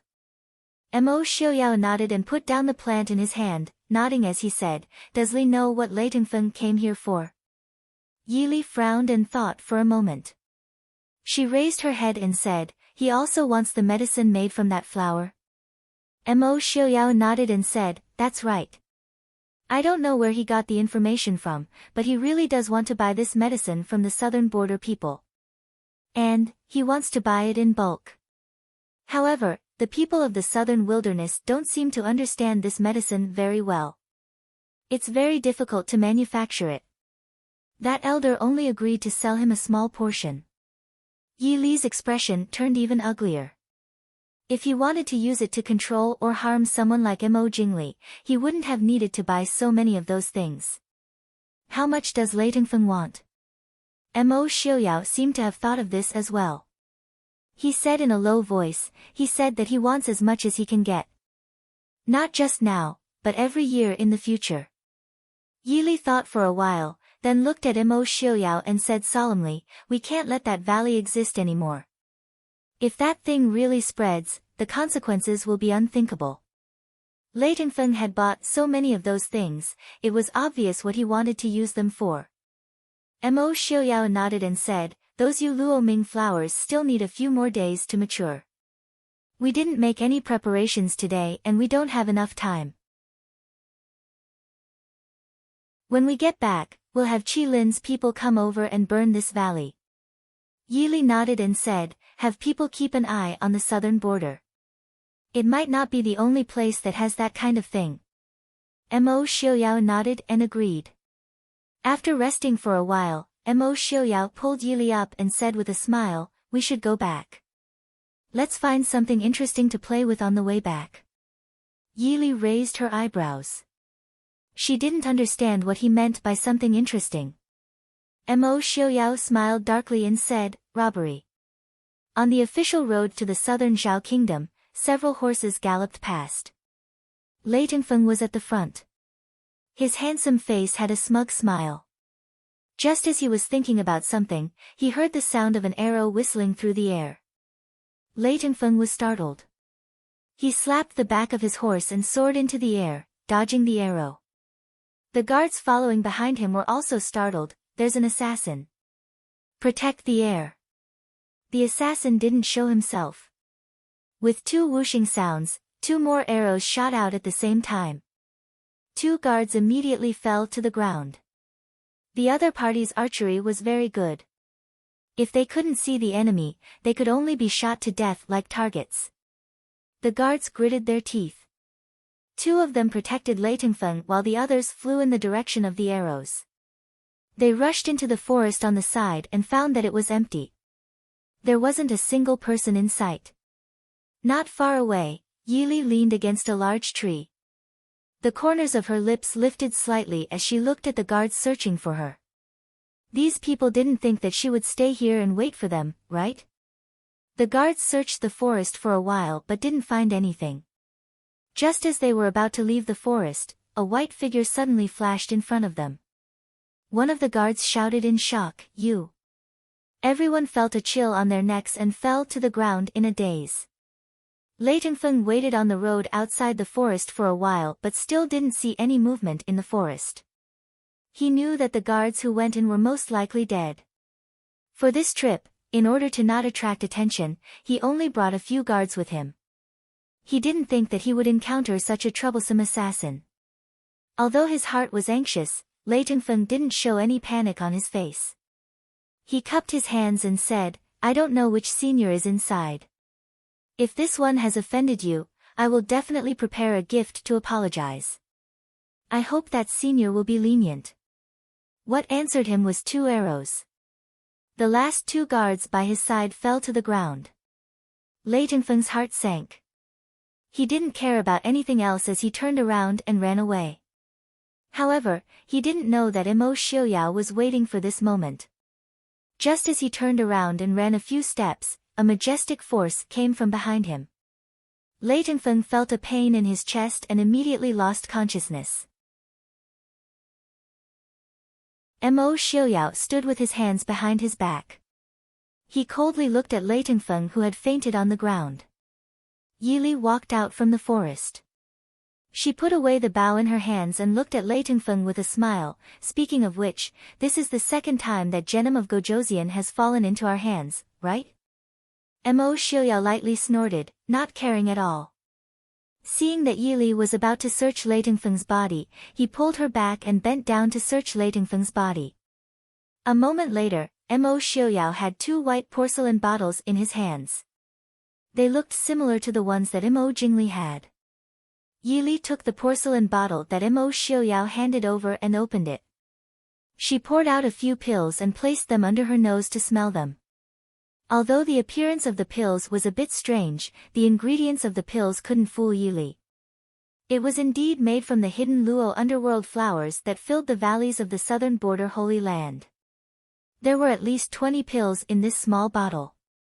What surprised Yili was that the purity of these pills was quite impressive. She was afraid that the first time she used it, she wouldn't be able to bear it. She turned to ask Mo Xiaoyao. Mo Xiaoyao lightly said, that elders said that at the beginning, we can only use water to dissolve a quarter of it. Yili said in a low voice, so it was like that. What about him? Mo Xiaoyao used his chin to point at the unconscious Lei Tengfeng and asked. Yili thought for a while and smiled. We've already used Lei Tengfeng in exchange for benefits. If we use this trick again, Genom of Gojoseon will become angry. Let him lie here. There are people coming and going on this road, it's not convenient for us to bring another person with us. This suggestion was exactly what Mo Xiaoyao wanted. He also didn't want to bring a hindrance with him and Li. The 2 of them didn't hesitate to take all of Lei Tengfeng's valuables. They left behind only a set of clothes and rode off on their horses. The 2 of them took a detour along the way and delayed their journey for a few days. It was only 2 days before Princess Anqi's wedding that they returned to Nanzhao Kingdom. By this time, the envoys from various countries had arrived.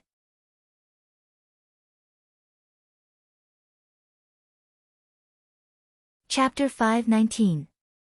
When the 2 entered the courtyard of the post house, they encountered Lei Tengfeng. Perhaps because of what had happened a few days ago, Lei Tengfeng's expression was not very good. Seeing Yili and Mo Xiaoyao come in hand, he first stilled before going forward to greet them. Prince Ding, Princess Ding, you are. Yili did not avoid the greeting and said with a generous smile, so it is Shitzi. We came a few days earlier than Shitzi and went out with the prince to walk around and experience the customs of Nanzhao. This trip was not in vain. But Shitzi. I see that Shitzi's expression is not very good. Did you just get to Nanzhao and had a bumpy journey? Yili's words were very sincere. Even Lei Tengfeng could not tell if Yili's words were sincere or if she was rejoicing in his misfortune. After all, although the matter of him encountering bandits on the road was known by everyone in Nanzhao Imperial City, Princess Ding had also said that she and Prince Ding had just returned from outside. Looking at Mo Xiaoyao standing behind Yili, Lei Tengfeng's mind suddenly moved. He smiled faintly and said, many thanks for Wang Fei's concern. Where did Prince Ding and Wang Fei go to play?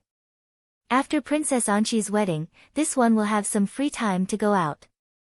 Yili said with a smile. The prince said that Nanzhao has a snake valley. Inside, there are thousands of poisonous snakes and fiery red and beautiful flowers. I was curious and followed the prince to see what was going on. I have embarrassed myself in front of Shitzi. Lei Tengfeng frowned slightly. The Snake Valley and the road where he had been attacked were in the east and the west. They were not on the same road. In reality, Lei Tengfeng did not suspect Yi Li and Mo Xiuyao too much. After all, the news of him going to the southern border Holy Land was very secretive. It could even be said that it was an impromptu decision. It was impossible for Mo Xiuyao and Yi Li to have known beforehand that they were waiting for him on the road. It was just that the force that had struck him at the end was too strong. There weren't many people in the world who could do that.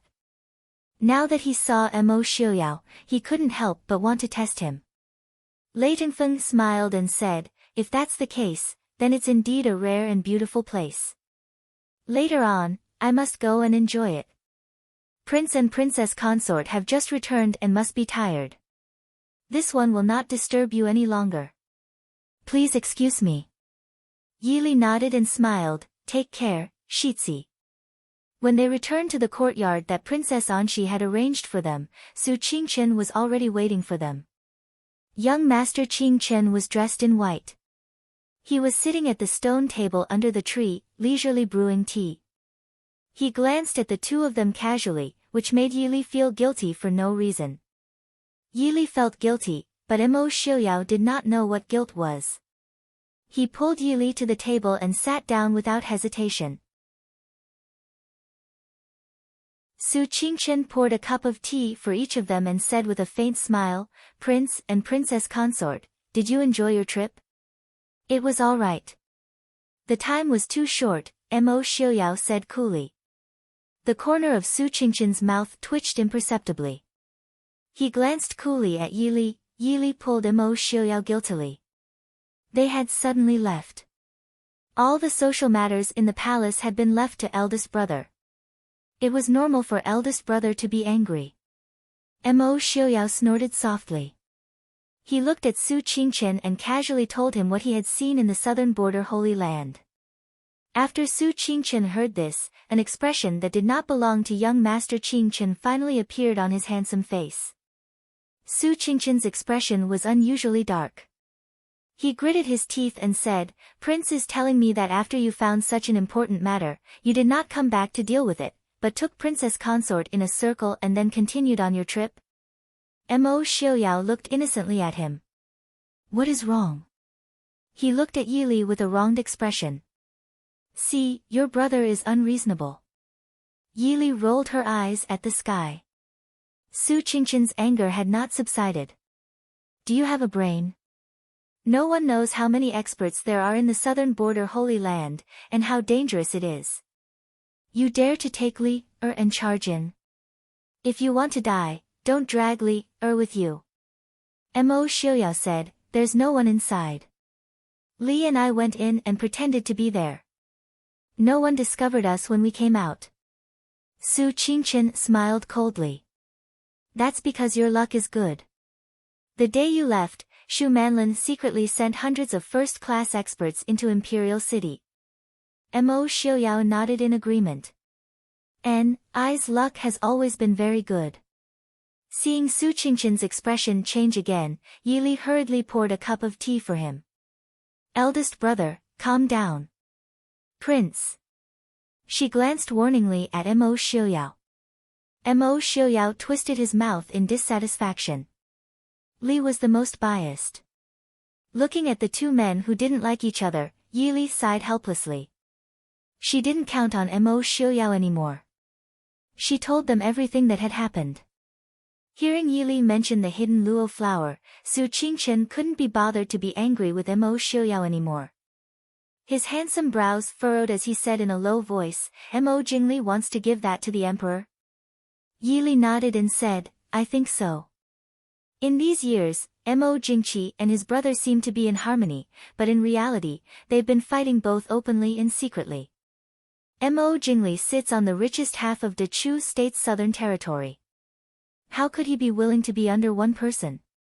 He probably can't wait. Su Qingchen laughed coldly, "Idiot. The southern border people clearly don't have good intentions. Does Mo Jingli think that by using this method to kill Mo Jingqi, Shu Manlin won't have something that can be used against him?" The Dechu state was different from the southern border. It paid the most attention to propriety, righteousness, honor, loyalty, filial piety, and righteousness. Once the news of Mo Jingli murdering his elder brother the emperor spread, he might as well start a rebellion if he wanted to sit on the throne.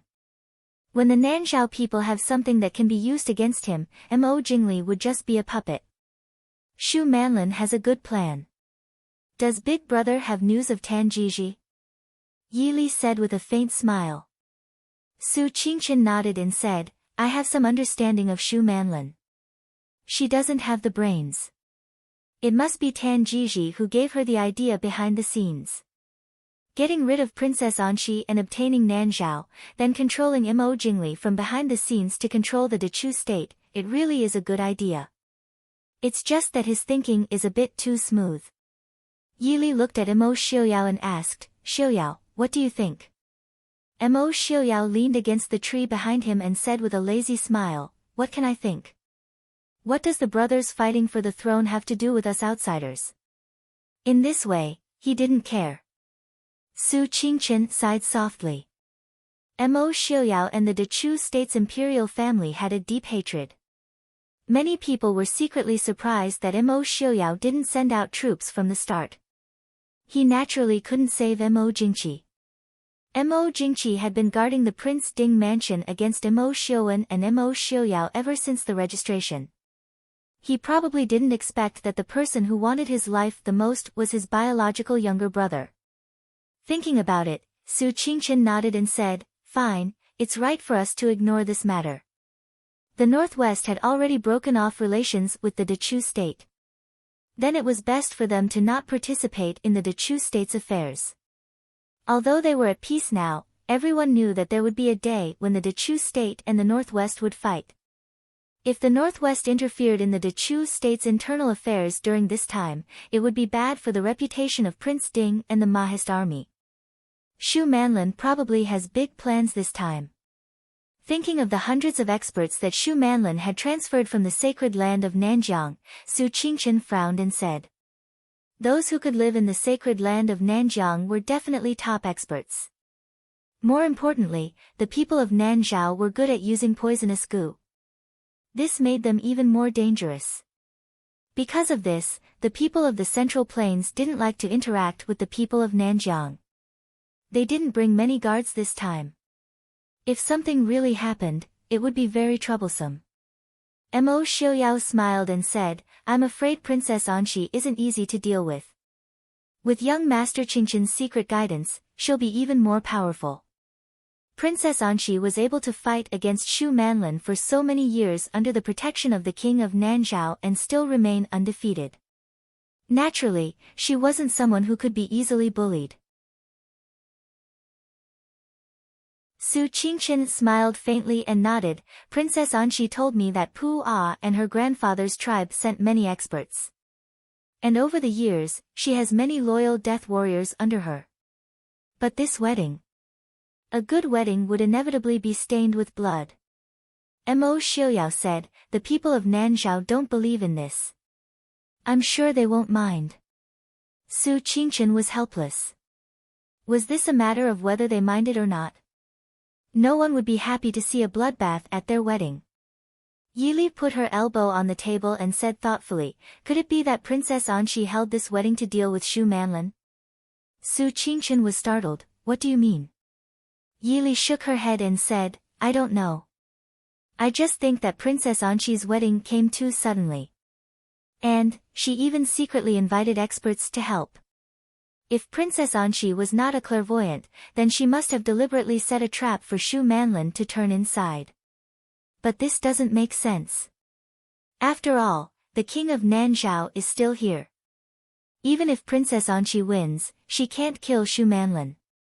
Mo Xiaoyao smiled and said, I'm afraid that Princess Anxi was forced by Shu Manlin and the king of Nanzhao and had to take the risk.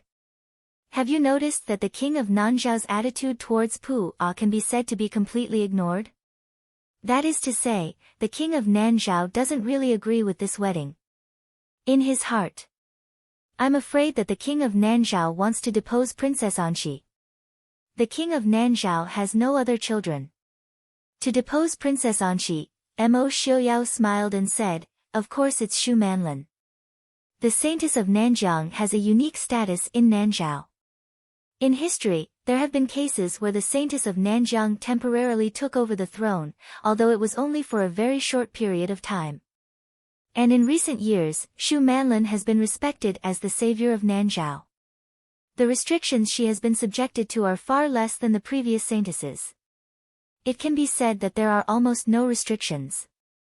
In recent years, her influence in the court has gradually been able to compete with Princess Anshi's. In this case, it's not impossible to persuade the king of Nanzhao to appoint another crown princess. Yi Li sighed helplessly. Just listening to the struggles for power in the royal family made her feel tired. It was hard for a girl like Princess Anshi to be able to persevere in such a situation. What does the prince mean? Mo Xiaoyao smiled faintly and said, the crown princess can't be deposed, and the Saintess of Nanjiang can't die. Su Qingchen was silent. Mo Xiaoyao wanted to keep them to continue fighting, in case the Nanzhao started other things when they were free. After all, the Nanzhao people were eyeing the Central Plains covetously. Even if the Dechu state had nothing to do with the Mahist army now, they couldn't let the Nanzhao covet it.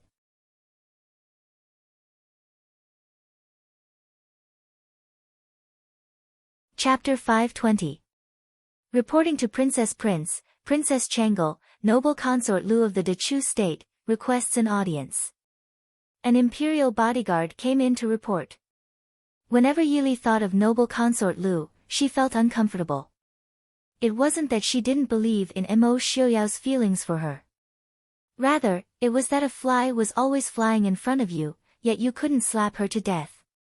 It always made one feel uncomfortable. For the first time, Yi Li discovered that Su Zuodi and Yi Ying, whom she originally hated the most, were nothing in front of this woman. Su Zuodi was only narcissistic and vain.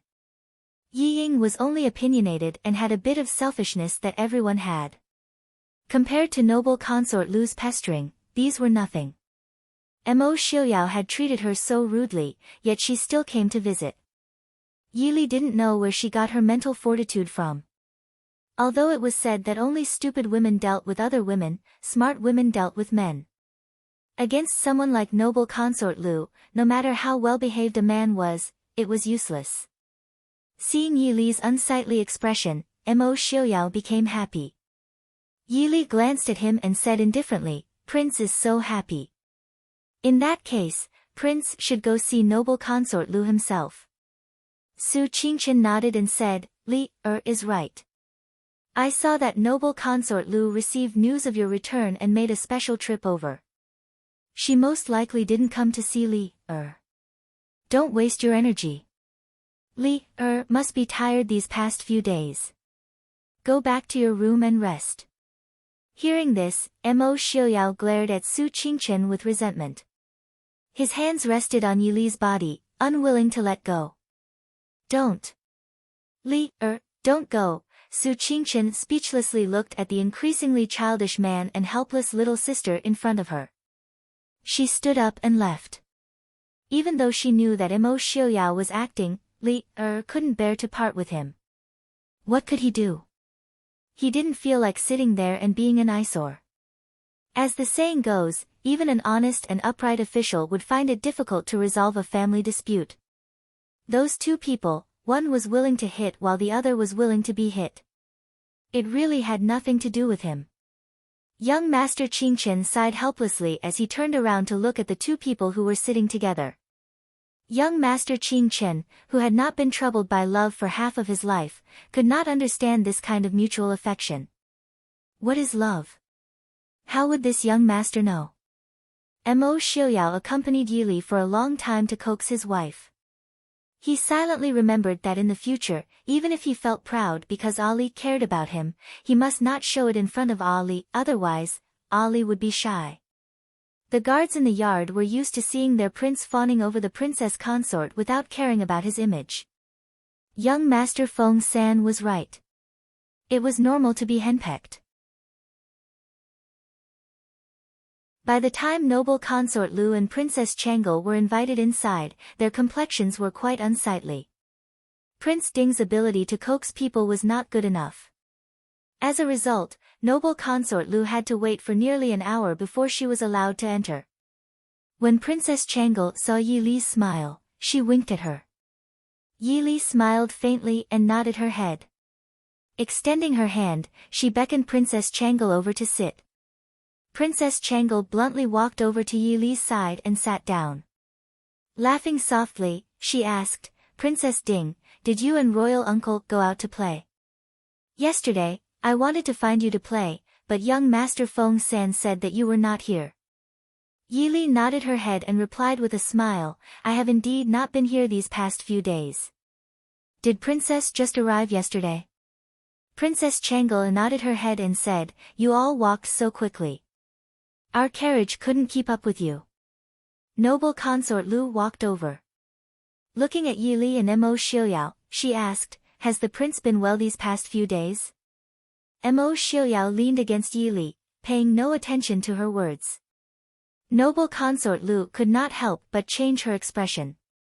Clenching her teeth, she continued, "Princess consort, I have something to discuss with the prince. Would it be possible for me to leave for a moment?" Yi Li raised her eyes and glanced at noble consort Lu before lowering her head to look at Mo Xiuyao, who was leaning against her. Mo Xiuyao raised his head and gazed pitifully at her.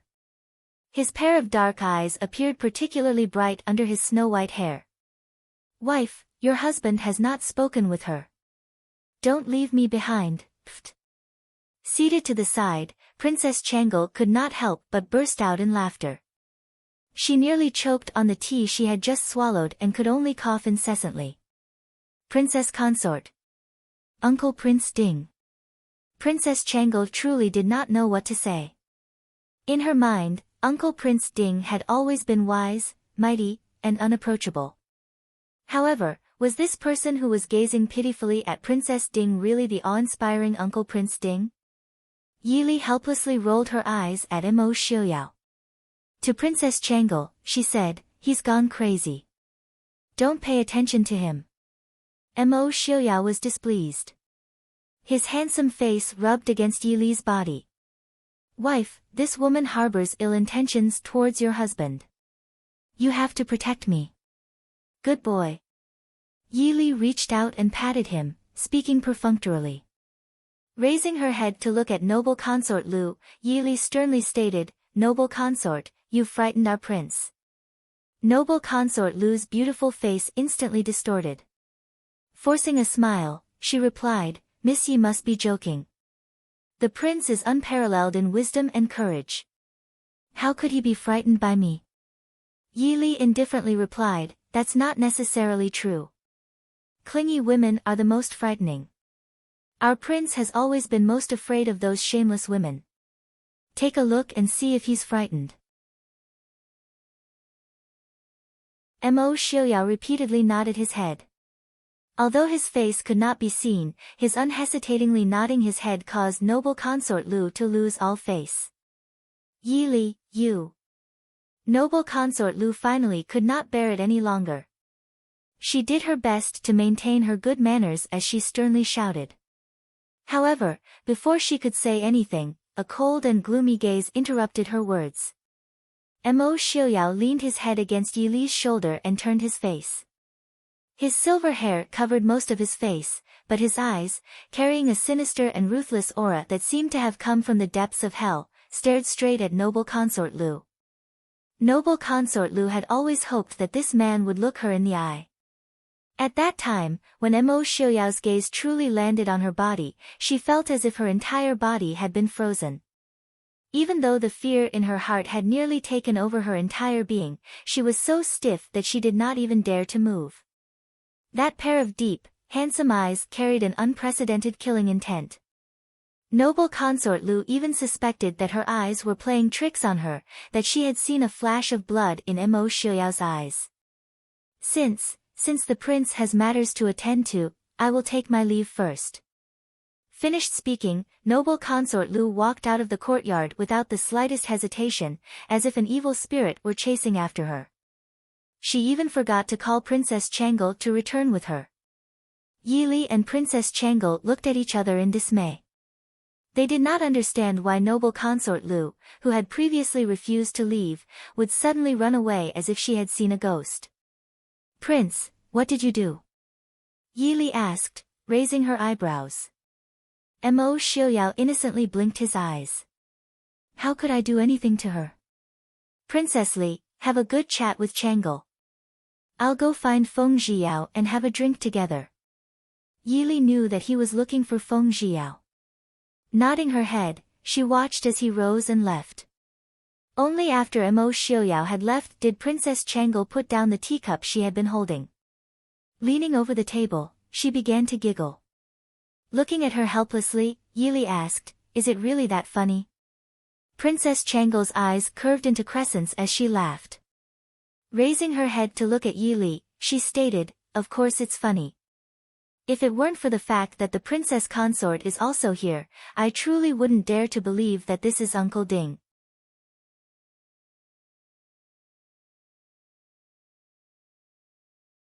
Chapter 521.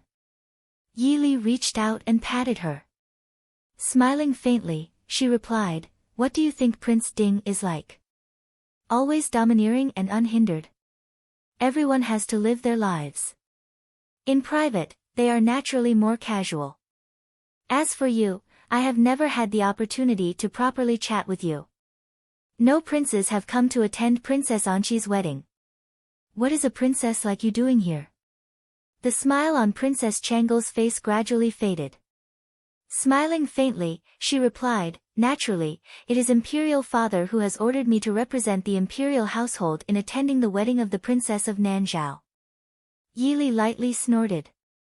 In a cold voice, she asked, "Are all the princes of the Dechu state dead? He wants a princess like you to come alone. There is also that noble consort Lu. Since she is an imperial concubine of the imperial harem, according to the rules of the Dechu state, she should not be here even more than you." Princess Changle replied, "I heard that noble consort Lu personally begged Imperial Father to come. These past few years, Imperial Father has increasingly trusted the Lu family and doted on noble consort Lu. Presumably, agreeing to her request is not strange. However, only now do I know that noble consort Lu begged Imperial Father to come because she wanted to meet with Uncle Prince Ding." Yi Li reached out and took Princess Changle's slender, jade-like hand. With a stern expression, she asked, "Changle, don't change the topic. Tell me, why did your Imperial Father have you come to the southern border? Does he want you to marry into the Dechu state?" Princess Changle stared blankly for a moment. Gritting her teeth, she smiled and said, "As expected, it is impossible to hide from Princess Ding and Uncle Prince Ding. Imperial Father. Imperial Father does not want me to marry into the Dechu state. He wants to gift me to the King of Nanzhao." Hearing this, Yi Li's face sank. "Has Mo Jingqi gone mad? You are the eldest princess of the first wife of the Dechu state. It is one thing to marry into the Dechu state, but what does he mean by gifting you to the King of Nanzhao?" Princess Changle grasped Yi Li's hand. Smiling faintly, she replied, "I know that Princess is concerned about me. However, whether it is a gift or a marriage, there is not much difference. Isn't this the purpose of the daughters of the imperial household?" Seeing the faint smile and sadness on the young girl's face, Yi Li felt a slight pain in her heart. She asked in a low voice, "What did your mother say?" Frowning, Princess Changle replied, "Imperial Mother naturally did not agree. Imperial Mother said that even if a political marriage was to be carried out, it must be carried out according to the rules. However, Imperial Father insisted on not agreeing. Before I left, Imperial Mother quarreled with Imperial Father and was locked up in the palace by Imperial Father. Before I left, Imperial Father didn't allow me to see Imperial Mother. I don't know." At this point, the girl who was trying her best to hide her emotions with a smile finally couldn't hold back her tears. Thinking back to the last time she had seen her Imperial Mother, the apologetic expression on her mother's face, Princess Changle could not stop her eyes from brimming with tears. Yi Li understood. Mo Jingqi's actions were not just for the marriage alliance with Nanzhao, but to use this to humiliate the empress and the Hua family. However, no matter how dissatisfied Mo Jingqi was with the empress and the Hua family, could it be that he had forgotten that Chang'e was his own flesh and blood? Looking at the dainty young girl before her, Yi Li sighed softly. She asked, "Do you truly intend to follow your imperial father's arrangements? Although I don't have a daughter, I still have children. If a child were to encounter such a situation, how heartbroken would a mother be? Let's not talk about your imperial father, but your imperial mother. If you were truly to be gifted to the king of Nanzhao, I fear that your imperial mother would feel guilty for the rest of her life." Princess Chang'e raised her hand to wipe away her tears. Choking with sobs, she replied, "In the past, I told Princess that if the Dechu state needed a political marriage in the future, as a princess, I would naturally not shirk my duty. Only now do I know, the so-called responsibility of a princess was nothing more than my own self-righteousness. Imperial father simply did not need me, his daughter, to help him forge a political marriage and strengthen the friendship between the two countries. All he wanted was to see his maternal grandfather, the Empress Dowager, and his imperial mother unhappy. He wanted to embarrass the Hua family. That day, when imperial mother went to speak to imperial father about my marriage, I heard it from outside the door. Imperial father said that he would not allow me to marry openly, nor would he allow me to remain in the Chu capital. Given my status, if I were to marry into another country, at the very least, I would be the official consort of a prince. He said that in the future, if I were to side with outsiders, I would definitely help others deal with him. If I were to marry into the Chu capital, I would definitely rope in my husband's family to help the Hua family make things difficult for him. As a result, he wanted to send me to Nanzhao, making it so that I would never be the Empress of Nanzhao and could only be a lowly consort." Hearing Princess Chang'e's words, Yi Li could not help but want to give Mo Jingqi a vicious beating. Sighing, she asked, "Princess, should I have someone escort you out of here?" Shaking her head, Princess Chang'e replied, "Many thanks to Princess, but there is no need for this. Since Chang'e has promised imperial father to come to Nanzhao, I will not escape midway. I only ask that Princess, if there is an opportunity in the future, take care of my imperial mother and the Hua family." Yi Li wanted to continue persuading Princess Chang'e, but an imperial bodyguard came to report that a palace maid from the Dechu state had come looking for Princess Chang'e. Presumably, noble consort Lu had left in a panic and returned to her courtyard only to discover that Princess Chang'e was still here. Thus, she had sent someone to search for her. Standing up, Princess Chang'e smiled and said, "Princess, I will be leaving first." "Right, you must be careful of noble consort Lu. That woman is extremely crazy." Yi Li nodded. In a low voice, she instructed, "Be careful. If there is anything you need help with, send someone to inform me." "Many thanks, Princess. Farewell." In a day or two, it would be Princess Anqi's wedding. The commoners of Nanzhao treated this crown princess with great respect. The entire Nanzhao royal city was bustling with noise and excitement. Many commoners of Nanzhao had specially made their way to the royal city to participate in this grand occasion.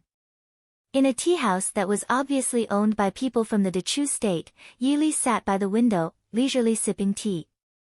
Mo Xiaoyao leaned back in his chair, coldly looking at the two irksome men across from him. "Why have you two appeared here?" Han Mingxi gracefully took a sip of the fine wine in his cup. With a languid expression, he smiled wholeheartedly. "Prince, what are you saying? Princess Anqi's wedding is no small matter. This one is a merchant. Merchants pursue profit. Why can't this one be here?" Mo Xiaoyao narrowed his eyes dangerously. Coldly, he stated, "Since that is the case, you should go about your business. Why have you come looking for us?" Han Mingxi set down his cup.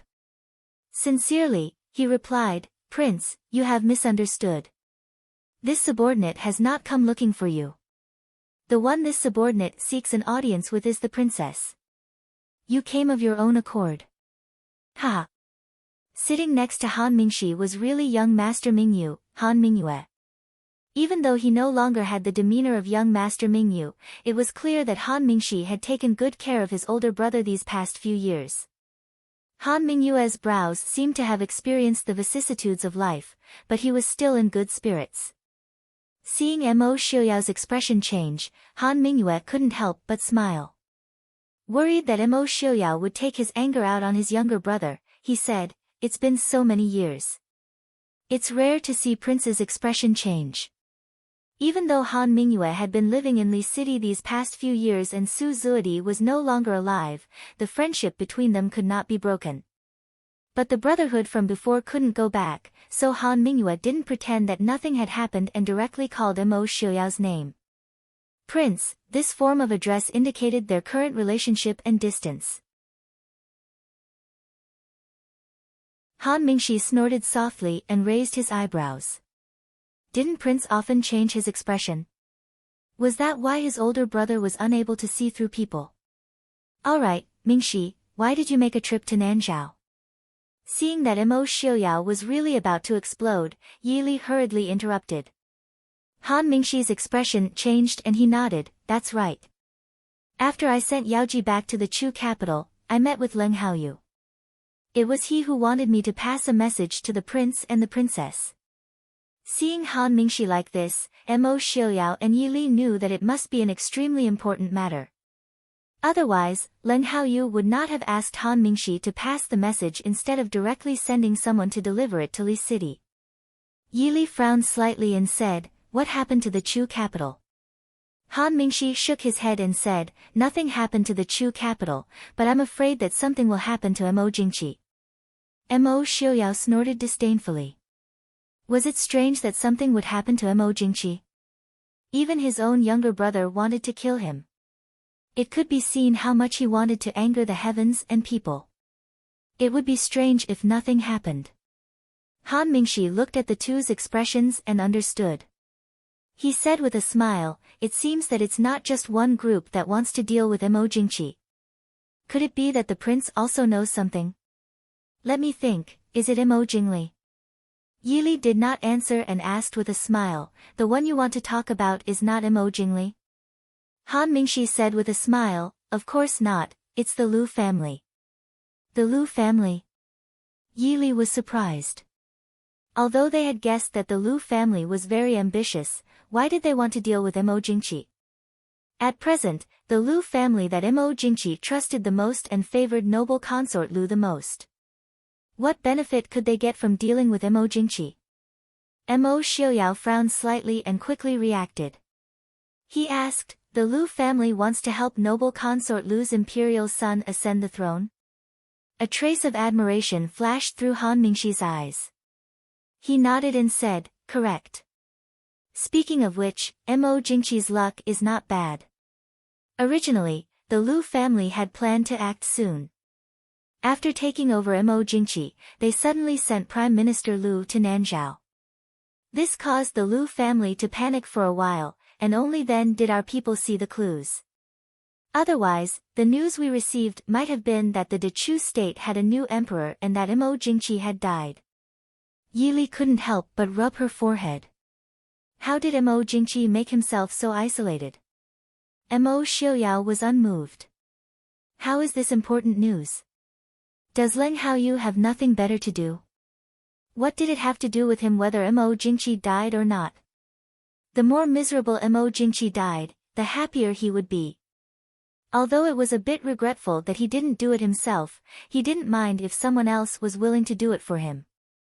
Han Mingxi rolled his eyes. If that's the case, naturally no one would care about this matter. However, Leng Haoyu said that this matter wasn't just the work of the Lu family. It seems that the northern tribes and some tribes in the north are also involved. I'm afraid that the day Mo Jingqi dies is the day these people enter the Dechu state. The northern tribes and the tribes in the north are all involved? Han Mingxi nodded.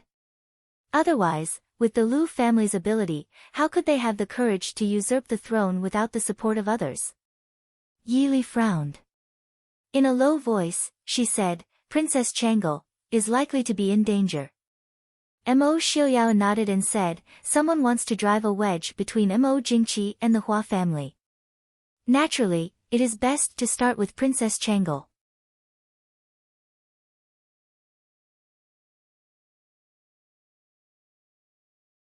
Chapter 522.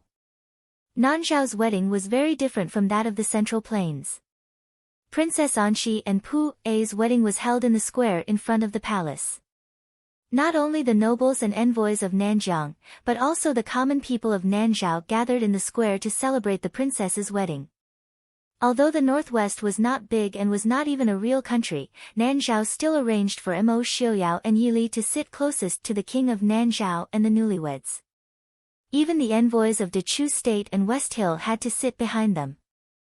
Although Prime Minister Lu was unhappy because of this, he was not a reckless man.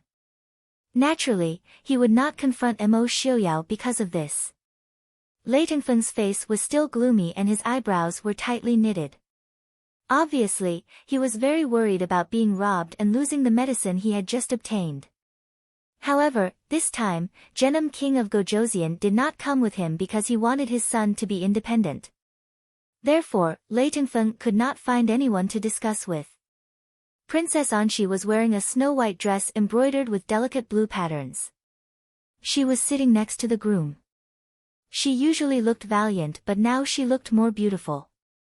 Xu Manlin was wearing a saintess's yellow robe and exquisite makeup. She was sitting next to the king of Nanzhao with a smile, but she seemed to be more dazzling than the bride. If it were not for noble consort Lu, who was even more beautiful and cold, most people's eyes would have fallen on her. Feng Zhiyao was sitting behind Yili and Mo Xiuyao. He looked at the women present and teased, "Oh, princess, you seem to have been defeated." Yili pursed her lips and smiled faintly. She did not answer. She didn't want to steal the bride's attention. Mo Xiuyao looked down at his wife beside him. She was wearing a light blue robe and her hair was in a simple and neat bun with 2 blue jade hairpins. She looked elegant and graceful. Under the moonlight and the lights, her eyes looked even more beautiful and charming. In Ai's eyes, Miss Li is the most beautiful. Yili looked at him with a smile and said, "Master Prince Ding, no matter how well you say it, I won't forget that you still have a confidant who is eagerly waiting for you." Mo Xiuyao, of course, also sensed a certain someone's gaze. He snorted disdainfully and said, "If Lili doesn't like it, I'll just get someone to dig out that pair of eyes." "What do I need eyeballs for? Do you want to eat?" Yili rolled her eyes. Mo Xiuyao seriously considered for a moment, then said, "It doesn't taste good, feed it to Mo Xiaobao." Yili was completely speechless. It didn't taste good, so she fed it to Mo Xiaobao. Was that what he meant? Was Mo Xiaobao really someone he had picked up from the outside? She glared fiercely at Mo Xiuyao. "If you don't want to feed Mo Xiaobao, how about feeding Debao?" Mo Xiuyao blinked and understood who the Debao in Yili's mouth was. Frowning, he said, "I don't want to eat it." Behind them, Feng Zhiyao was sweating profusely. How cheap was his mouth to be so talkative. Also, how capable were the 2 people in front of them to be able to deviate from the topic to such an extent? Please don't discuss such a cruel topic at someone else's wedding, okay? If Princess Anxi's marriage is unlucky in the future, it will definitely be because of you too. Princess Consort. Princess Changel doesn't seem to have appeared. Finally, Feng Zhiyao could not stand the increasingly cruel conversation and spoke up to remind her. Yili looked towards the table of the emissaries from the Dechu state. Sure enough, she did not see Princess Anxi. Instead, she saw noble consort Lu, who had been staring fixedly at Mo Xiuyao, reveal a strange smile. Yili frowned in thought. Turning her head, she gave Feng Zhiyao a few instructions in a low voice. Feng Zhiyao's expression changed slightly. Finally, while no one was paying attention, he stealthily withdrew from the plaza. Feng Zhiyao's stealthy withdrawal did not affect anyone. Mo Xiuyao and Yili continued to chat and laugh in low voices. Although the two of them had no intention of competing with the newlyweds for attention, the gazes on them did not lessen at all. Mo Xiaoyao inadvertently looked towards the opposite side, just in time to see Mo Jingli staring at him in a daze, as well as Lei Tingfeng's pensive expression. A cold light flashed through his eyes. He snorted softly and smiled mockingly at Mo Jingli. Mo Jingli naturally saw the cold smile on Mo Xiaoyao's face. However, he did not feel the embarrassment of being caught peeping at someone else's wife. Instead, he proudly glared at Mo Xiaoyao. Mo Xiaoyao raised the wine cup in his hand and silently said, "I wish you all the best." Although Mo Jingli had always disliked Mo Xiaoyao, he still paid close attention to his every move. Naturally, he understood Mo Xiaoyao's meaning. At first, he did not take it to heart. However, when he saw the faint smile on Mo Xiaoyao's face, his heart couldn't help but tremble. He felt as if something had been seen through by Mo Xiaoyao. This feeling of his most secret being seen through by an enemy made Mo Jingli feel very uncomfortable. Naturally, he was not in the mood to look at Yi Li. After the king of Nanzhao personally held the wedding for Princess Anxi and Pu Ju, he returned to the palace early. Then the entire square became a sea of joy. Everyone, including Princess Anxi and her new husband, sang and danced happily. Amidst this joy, Yi Li and Mo Xiaoyao sat in the most inconspicuous corner and watched everything in front of them. The weddings in Nanjiang are not as formal as those in the Central Plains, but they are more lively, Yi Li said in a low voice with a laugh. Mo Xiaoyao looked with interest at the people dancing and singing below. He asked, "Miss Li, should we go down and have fun with them?" Yi Li glanced coolly at him and said, "If you like, go yourself. I don't know how to dance." Mo Xiaoyao was slightly regretful but quickly thought better of it. "Then never mind. I don't want to see Miss Li dance in front of others." Princess Consort Zhuo Jing appeared behind the two and whispered a few words into Yi Li's ear. Yi Li frowned. Raising her head, she said to Mo Xiaoyao, "Something has happened with Chang'e. Let's go first." Although Mo Xiaoyao was not very familiar with Princess Chang'e, she was still the daughter of Empress Hua. Moreover, Mo Xiaoyao had a favorable impression of the little girl. She was completely different from her father. Nodding his head, Zhuo Jing pulled Yi Li and prepared to leave. However, he was stopped by a voice behind him. "Prince, are you going back so early?" At some point, noble consort Lu had walked over. Even though the night was lit and the crowd was surging, noble consort Lu was still dressed in white. She was like the cold snow of a high mountain, stunning others yet not daring to approach her. Mo Xiaoyao frowned. Indifferently, he asked, "What does it have to do with you?" Noble consort Lu smiled faintly and replied, "Right now, the envoys from various countries are still present. For Prince Ding to leave early, isn't that disrespectful to the host?" The three people present were the center of attention. With just a few words, Mo Jingli, Lei Tingfeng, and the others' gazes all swept over. Yi Li frowned. Glancing at Mo Xiaoyao, she said, "Noble consort Lu is right. Since this is the case, Prince, there is no need for you to accompany me back. I will go back by myself." Not only was there a problem with Princess Chang'e, but Princess Anxi also needed someone to watch over her.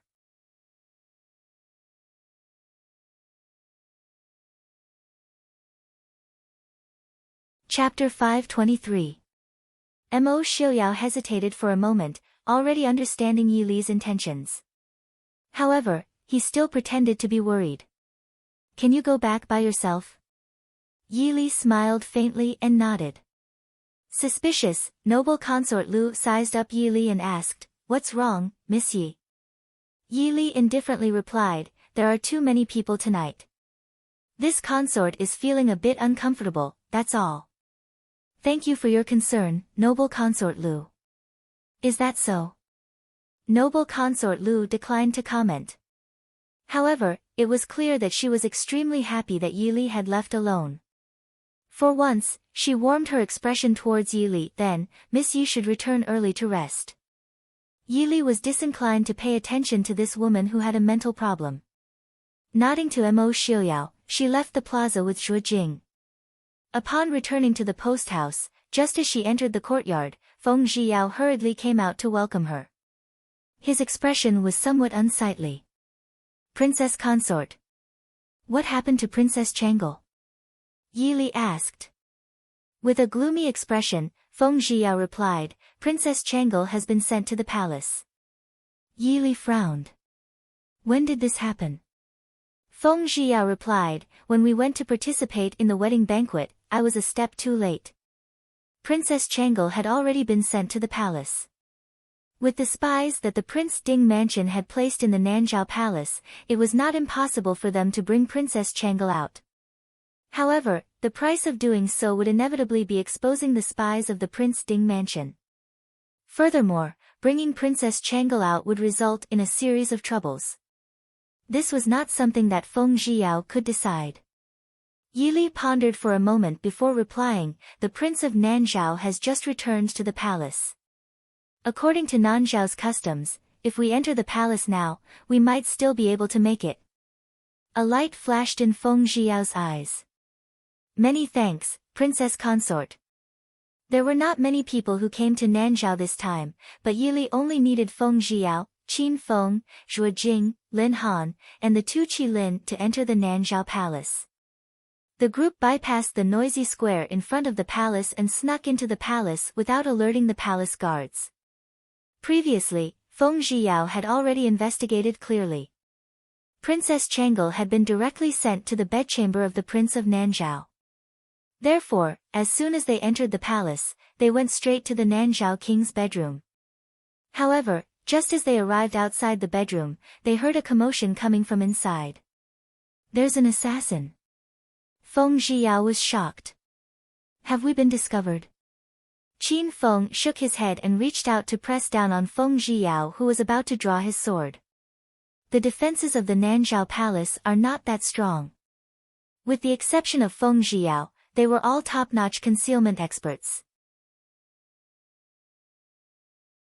As long as they were careful at all times, it was impossible for the Nanzhao Palace's imperial bodyguards to discover them. Sure enough, the imperial bodyguards who had heard the news did not even glance in their direction. One after another, they rushed into the bedroom. Immediately, the sound of weapons clashing could be heard from the bedroom. Yili raised her hand and gestured to the group behind her. The two Qilin, Zhuo Jing, and Lin Han split into two groups and ran towards the palace from the left and right. Very quickly, four shadows appeared on the roof of the bedroom. One of them gestured towards them. Before Feng Zhiyao could react, he was grabbed by Qin Feng, who was beside him, and flew towards the roof of the opposite palace. By the time Feng Zhiyao steadied himself with great difficulty, the four shadows had already disappeared without a trace. Helpless, Feng Zhiyao said, Brother Qin, my Qinggong is not bad. In addition, what did those gestures mean? Although Feng Zhiyao had some contact with the Qilin, he still didn't quite understand the way these people acted. Qin Feng indifferently replied, sign language. The princess consort wanted them to split into two groups to check the situation in front. They said that this side was safe. Feng Zhiyao snorted disdainfully. Why go through so much trouble? Experts all directly charge in. If they rushed in like this to rescue someone, it would be too late. Qin Feng indifferently glanced at him. That's why experts die quickly. The princess consort said that although sacrifice is often unavoidable, the lives of ordinary soldiers are still lives. Even if it is unavoidable, it should be minimized. Feng Zhiyao was startled, speechlessly rubbing his nose. Very quickly, another shadow appeared from under the eaves, making an extremely short gesture. Qin Feng stood up and said, let's go quickly. There aren't assassins inside. They should be people who came to rescue Princess Changel. By the time the two of them arrived at the innermost bedroom of the Nanzhao Palace, a fight was taking place in front of it. As far as the eye could see, Feng Zhiyao could not see where the four people were hiding. At some unknown time, Yili had appeared beside the two. She asked, "Are those people from the Hua family down there?" Feng Zhiyao's expression changed. Staring fixedly at the people fighting below, he replied, "It should be. Other than the Hua family, I cannot think of anyone else who would come to rescue Princess Changel. However, why did they wait until now to rescue her? No matter what, it was much more convenient to rescue someone on the road than in the Nanzhao Palace. Naturally, there is a reason why they can only rescue someone in the Nanzhao Palace," Yili replied. "Let's go in and take a look at Princess Changel. Qin Feng, watch this place." Qin Feng nodded. "Princess consort, please be at ease." It was naturally not easy to avoid the eyes and ears of so many imperial bodyguards and enter the bedroom. As a result, Yili did not do so. Instead, she led Feng Zhiyao up the roof. After arriving at a certain location, she stopped. Pointing below, she said, "This is the bedroom of the king of Nanzhao."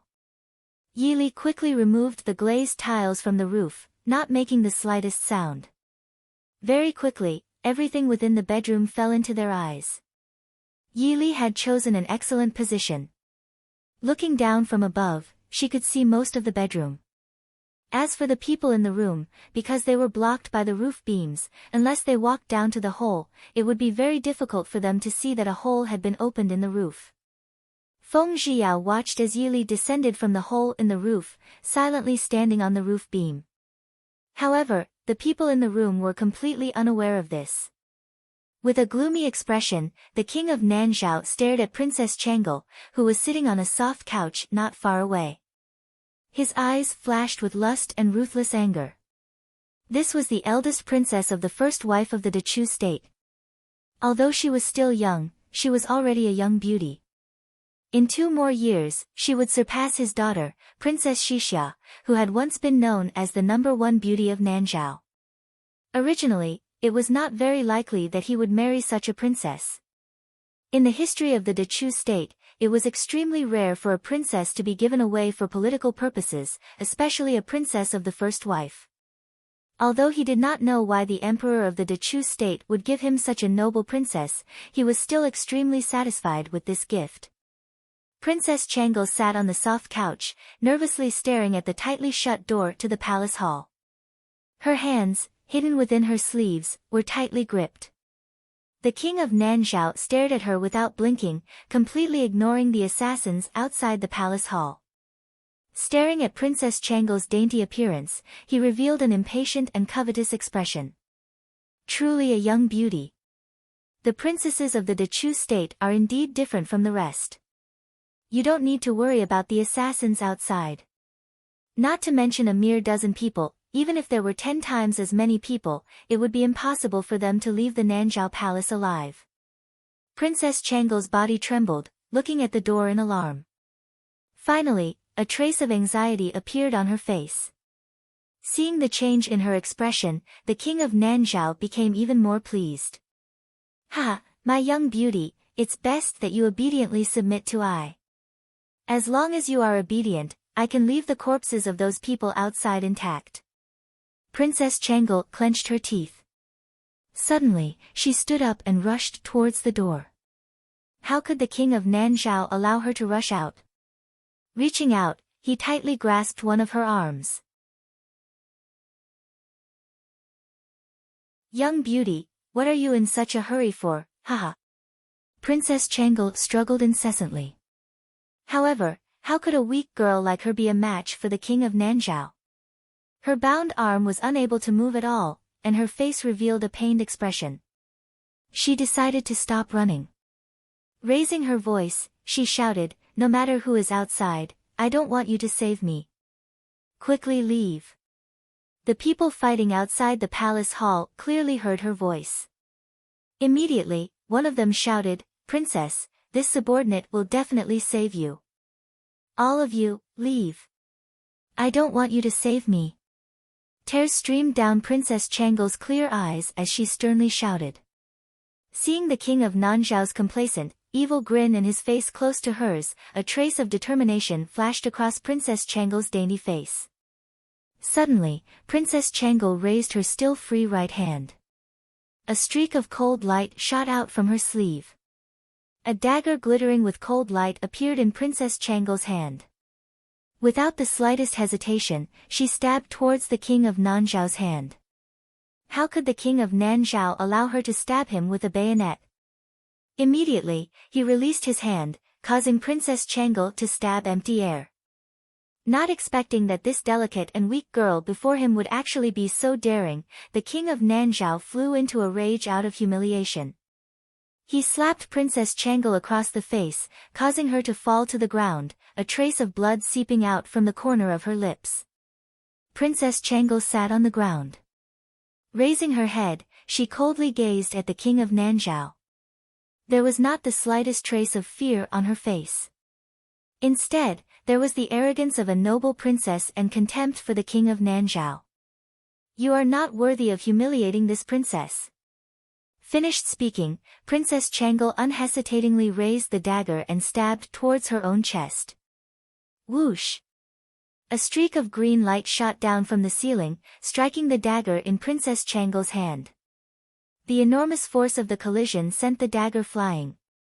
At the same time, a dark green hairpin was nailed to a nearby pillar by Princess Changle's side. The Nanzhao king looked in shock at this sudden situation and raised his head to look at the roof beam. He looked up and saw Yi Li, dressed in black, nonchalantly sitting on the ceiling beam, smiling and nodding at him. The king of Nanzhao recovered from his shock. Just as he was about to call for his imperial bodyguards, he saw a green shadow flash before him. Yi Li had already arrived in front of him. Without the slightest hesitation, she placed a dagger against his neck. Yi Li helplessly looked at Princess Changle and said, "Girl, you are truly ruthless in your actions. With that dagger, you won't even need to take half a breath to see the king of hell." Your Highness. Princess Changle stared at Yi Li in a daze. Clearly, she did not understand why Yi Li would appear here. In a heavy voice, the king of Nanzhao asked, "Princess Ding, what is the meaning of this?" Helplessly, Yi Li replied, "In a moment of desperation, I had no other choice. King of Nanzhao, please forgive me." Yi Li was truly helpless. Since she could not kill the king of Nanzhao, she originally had no intention of appearing before him. As a result, just as she was considering how to make the king of Nanzhao unconscious and take Princess Changle away, before she could act, this scene occurred below. For the sake of Princess Changle's life, Yi Li could only deflect the dagger in Princess Changle's hand. At the same time, she exposed herself in front of others.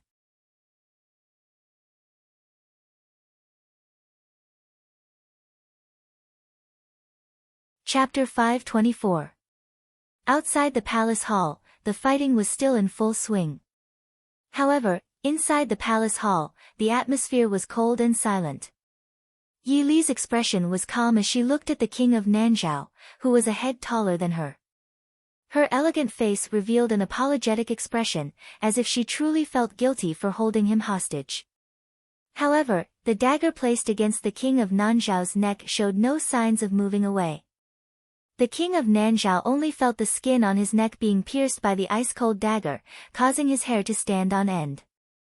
"Princess Ding, what are you trying to do?" Yi Li glanced at Princess Changle, who was sitting on the ground. Pursing her lips, she smiled and said, "Why does the king of Nanzhao ask when you already know the answer? Isn't it obvious? You are doing this for this little beauty." The king of Nanzhao was somewhat unconvinced. The little girl before him was the princess of the Dechu state. She had nothing to do with the Northwest. Naturally, the king of Nanzhao did not believe that Princess Ding had spent so much effort to barge in for a completely unrelated princess. Although she is the princess of the Dechu state, she has no value to Emperor Chu. Emperor Chu has already gifted her to I. After thinking it over, the king of Nanzhao could only believe that Princess Ding wanted to capture Princess Changle to threaten the emperor of the Dechu state. Who let the entire world know that the enmity between Prince Ding and Emperor Chu was as deep as the ocean? There is no need for the king of Nanzhao to worry about this. The king of Nanzhao only needs to tell this consort whether or not this consort can take Princess Chang'e away. Yili did not refute his words, indifferently replying. The king of Nanzhao sneered and said, "A beauty gifted by another. If the original consort wants it, there is nothing wrong with that. However, the princess of Nanzhao can come and go as she pleases. Do you think that there is no one in my Nanzhao?" I urged the princess of Nanzhao to immediately lay down her weapon. For the sake of Prince Ding, I will not make things difficult for the princess of Nanzhao. Otherwise, when the imperial bodyguards enter, it will not be so easy for the princess to escape. This king of Nanzhao is not as useless as he seems, Yili thought to herself. She smiled indifferently. I'm afraid the guards won't have the chance to come in. Unknowingly, the sounds of fighting outside the door had gradually stopped. Originally, there was still a trace of pride on Nanzhao King's face, but he soon noticed that something was wrong. If the Nanzhao guards won, they would report it outside the hall no matter what. But at this moment, it was completely quiet outside the palace. Not even the slightest sound could be heard inside the palace. Nanzhao King's expression changed, and he said, "My Nanzhao royal palace has 1,000 guards, and Nanzhao capital city has 8,000 elites garrisoned. Do you think you can escape? I'm afraid those 8,000 elites won't have the time to enter the palace to protect you." Yili looked at the king of Nanzhao with a smile and said, "Has the king of Nanzhao forgotten about the important activities tonight?" Hearing this, Nanzhao King's heart skipped a beat, and his expression became even uglier. How could he have forgotten that Shu Manlin was going to make a move on Anxi tonight? He had secretly given Shu Manlin the token to mobilize the guards of King's City. If at this time it was all ready, Yili sighed softly and said, "There has been fighting in the palace for a long time, but other than the guards who were originally stationed in Nanzhao King's bedroom, no one came in to protect you. Nanzhao King, why don't you guess where they went?" Nanzhao King had nothing to say. "Kill me or cut me up as you wish." Yili smiled and said, "How could this consort kill Nanzhao King? This consort just took away an unknown little girl from the Nanzhao royal palace. After tonight, presumably Princess Anxi will not care about this kind of thing with this consort. The friendship between Nanzhao and the Northwest will continue to flow." She said that Princess Anxi would not care, not Nanzhao King. Nanzhao King naturally understood the meaning. After tonight, Nanzhao King would no longer have the final say in the Nanzhao Kingdom. Nanzhao King gritted his teeth and said, "The Prince Ding mansion was invited by Anxi to help. It wasn't originally, but now it is." Yili was not afraid of offending Nanzhao King. Offending Nanzhao King would no longer have any impact on the relationship between Nanzhao and the Northwest. Because after tonight, no matter who won or lost, the real power of Nanzhao would have nothing to do with Nanzhao King. If Princess Anxi won, Princess Anxi, who had learned from the previous lesson, would no longer tolerate Shu Manlin and Nanzhao King. If Shu Manlin won, Nanzhao King would only become a puppet of Shu Manlin or Tan Jiji. Nanzhao King's mistake was that he chose to cooperate with Mo Jingqi. Perhaps Mo Jingqi really wanted to cooperate with Nanzhao King, but the people he sent, whether it was noble consort Lu or Prime Minister Lu, didn't seem to be helping Nanzhao King at all. This wicked girl.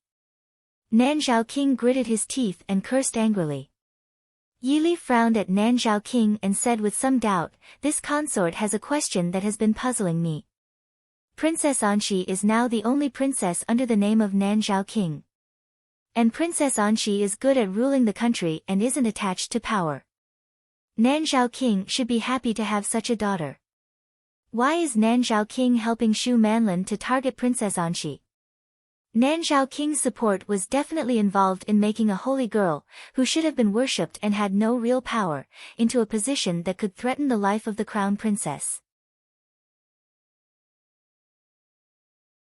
Even if Shu Manlin was also Nanzhao King's daughter, even if Nanzhao King loved Shu Manlin more, he wouldn't hate Princess Anxi to this extent. Nanzhao King's face flashed with a trace of confusion. Clearly, he didn't understand Yi Li's question. How did he and his eldest daughter become like this today? He still remembered that Anxi was different from Xixia, who liked to dance and sing since childhood. She had a straightforward personality and was very calm in her actions. When she was only 13 or 14 years old, she was able to help him deal with the state affairs.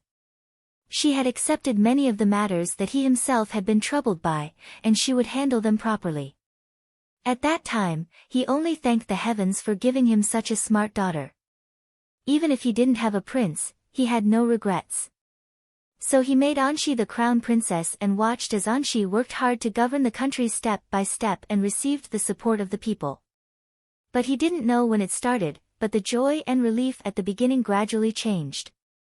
Every time he saw the people show reverence and respect when they saw his daughter, he inexplicably felt displeased.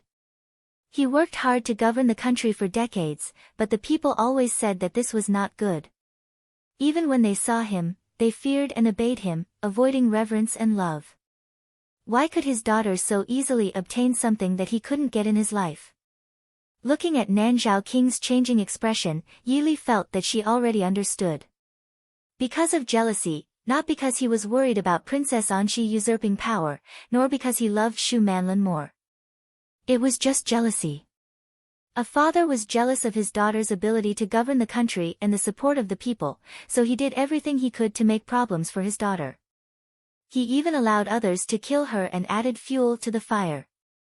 Yi Li shook her head and looked at Nanzhao King. If Princess Anxi is really defeated, how will Nanzhao succeed? Nanzhao King, have you really thought it through? The Nanzhao King's expression was ferocious, his breathing gradually becoming hurried. At this moment, Yi Li released the Nanzhao King and walked over to Princess Changel, who had already stood up. Softly laughing, she said, "Princess, let's go." Princess Changel glanced somewhat cautiously at the Nanzhao King, not knowing what he was thinking. His expression was ferocious and distorted, but it was as if he did not see them. Yi Li smiled and said, "There's no need to worry. Let's go." Pulling Princess Changel along, she walked out of the palace hall.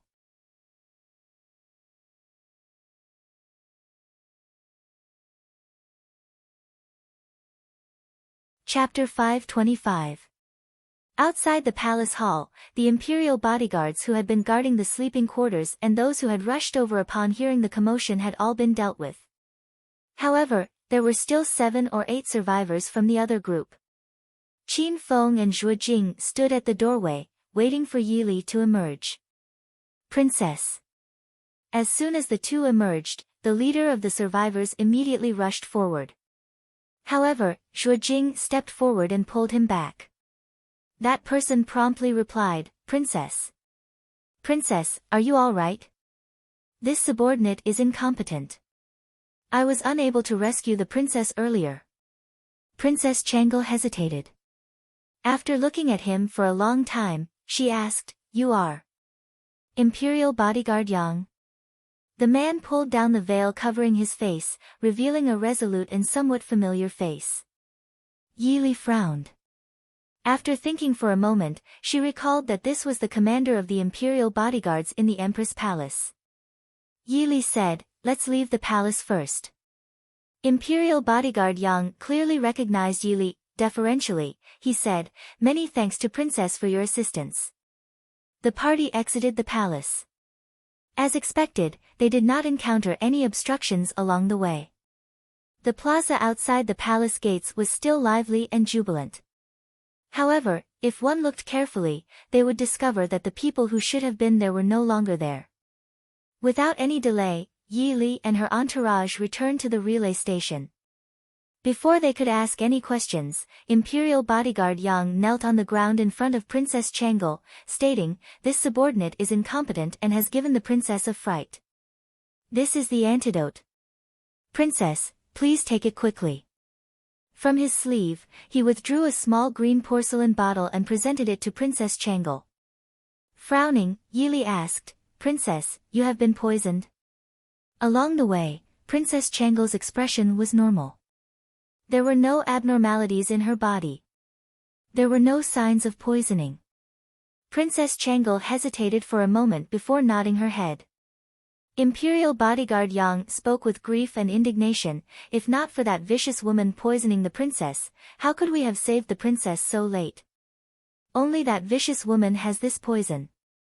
As soon as we saved the princess, she would immediately destroy the antidote.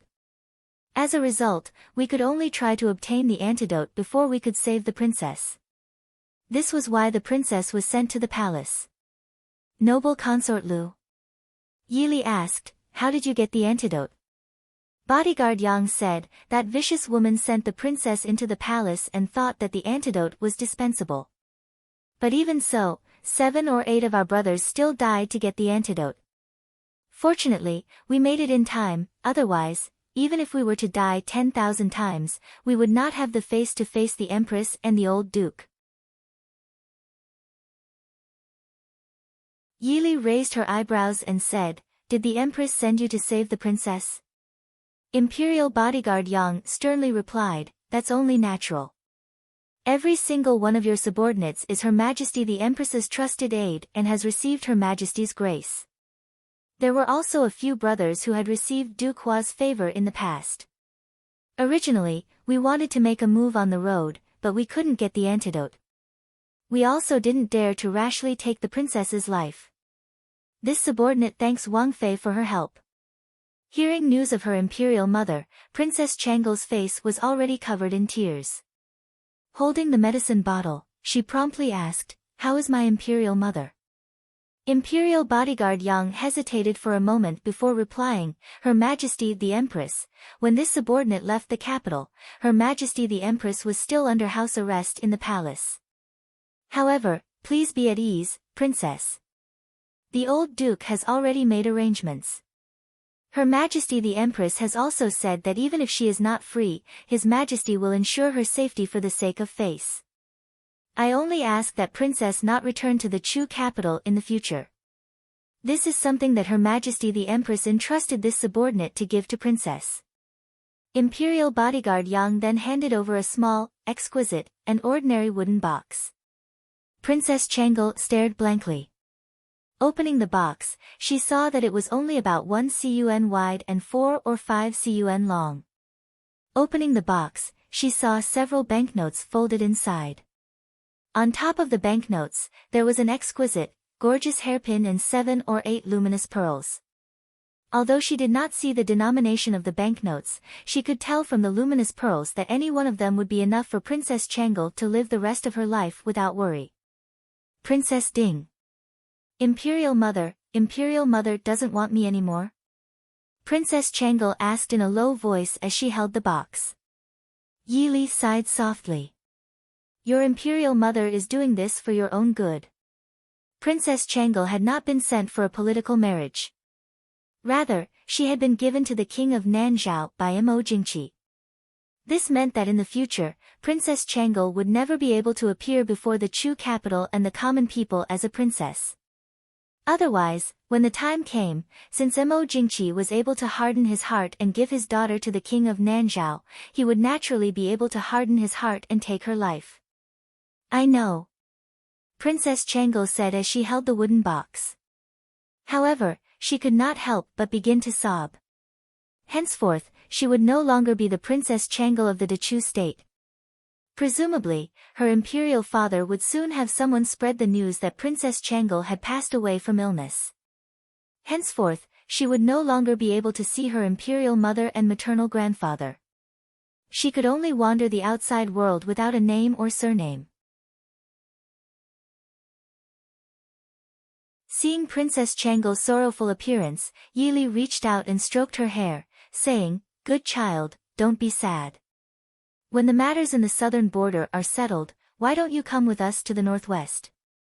Princess Changle hesitated for a moment before refusing Yili's proposal. Many thanks, Princess Ding. However, my status is inconvenient. I fear that I will bring trouble to you and Uncle Prince Ding. Yili smiled and said, You have even broken into the Nanzhao Palace. How can that be considered trouble? When I return, I will have someone take a look at this antidote. Princess, please rest well. As for the rest, wait for your uncle Prince Ding to return. No one dares to casually break in here. Imperial bodyguard Yang was delighted to hear Yi Li's words. What the Empress and the old Duke were most worried about was Princess Chang'e living alone outside. Although they had made arrangements to secretly protect the princess, in this chaotic world, who could confidently say that anywhere was safe except for the northwest? Originally, they had planned to secretly send the princess to the northwest to live in anonymity. With Princess Ding's invitation, it was naturally better for the princess.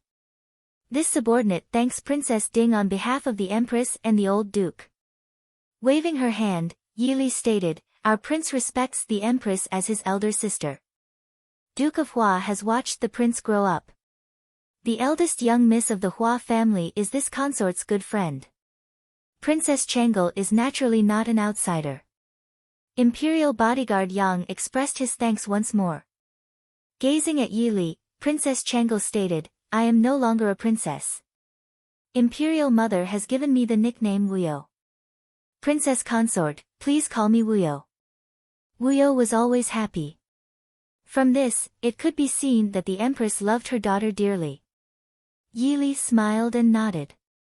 "Okay. Wuyo must be tired. Return to your room and rest." Princess Chang'e nodded her head and followed the imperial bodyguard to the room that was still empty. As soon as the door was closed, Wuyo collapsed onto the bed and began to sob while biting the quilt. While she was sobbing, she did not know that the people outside the room were all people with exquisite internal energy. Naturally, they could hear her clearly. Yi Li turned her head to look at Feng Zhiyao, who was standing under the shadow of the nearby eaves, and sighed silently. "You're tuning in to the Blissful Bookshelf YouTube channel. We're so grateful for your support, and don't forget to subscribe to join us on this incredible journey through captivating stories. Your generosity through donations truly makes a world of difference, as it's the primary source of revenue that allows me to expand and enhance this channel for you. Thank you from the bottom of my heart for being a part of this adventure.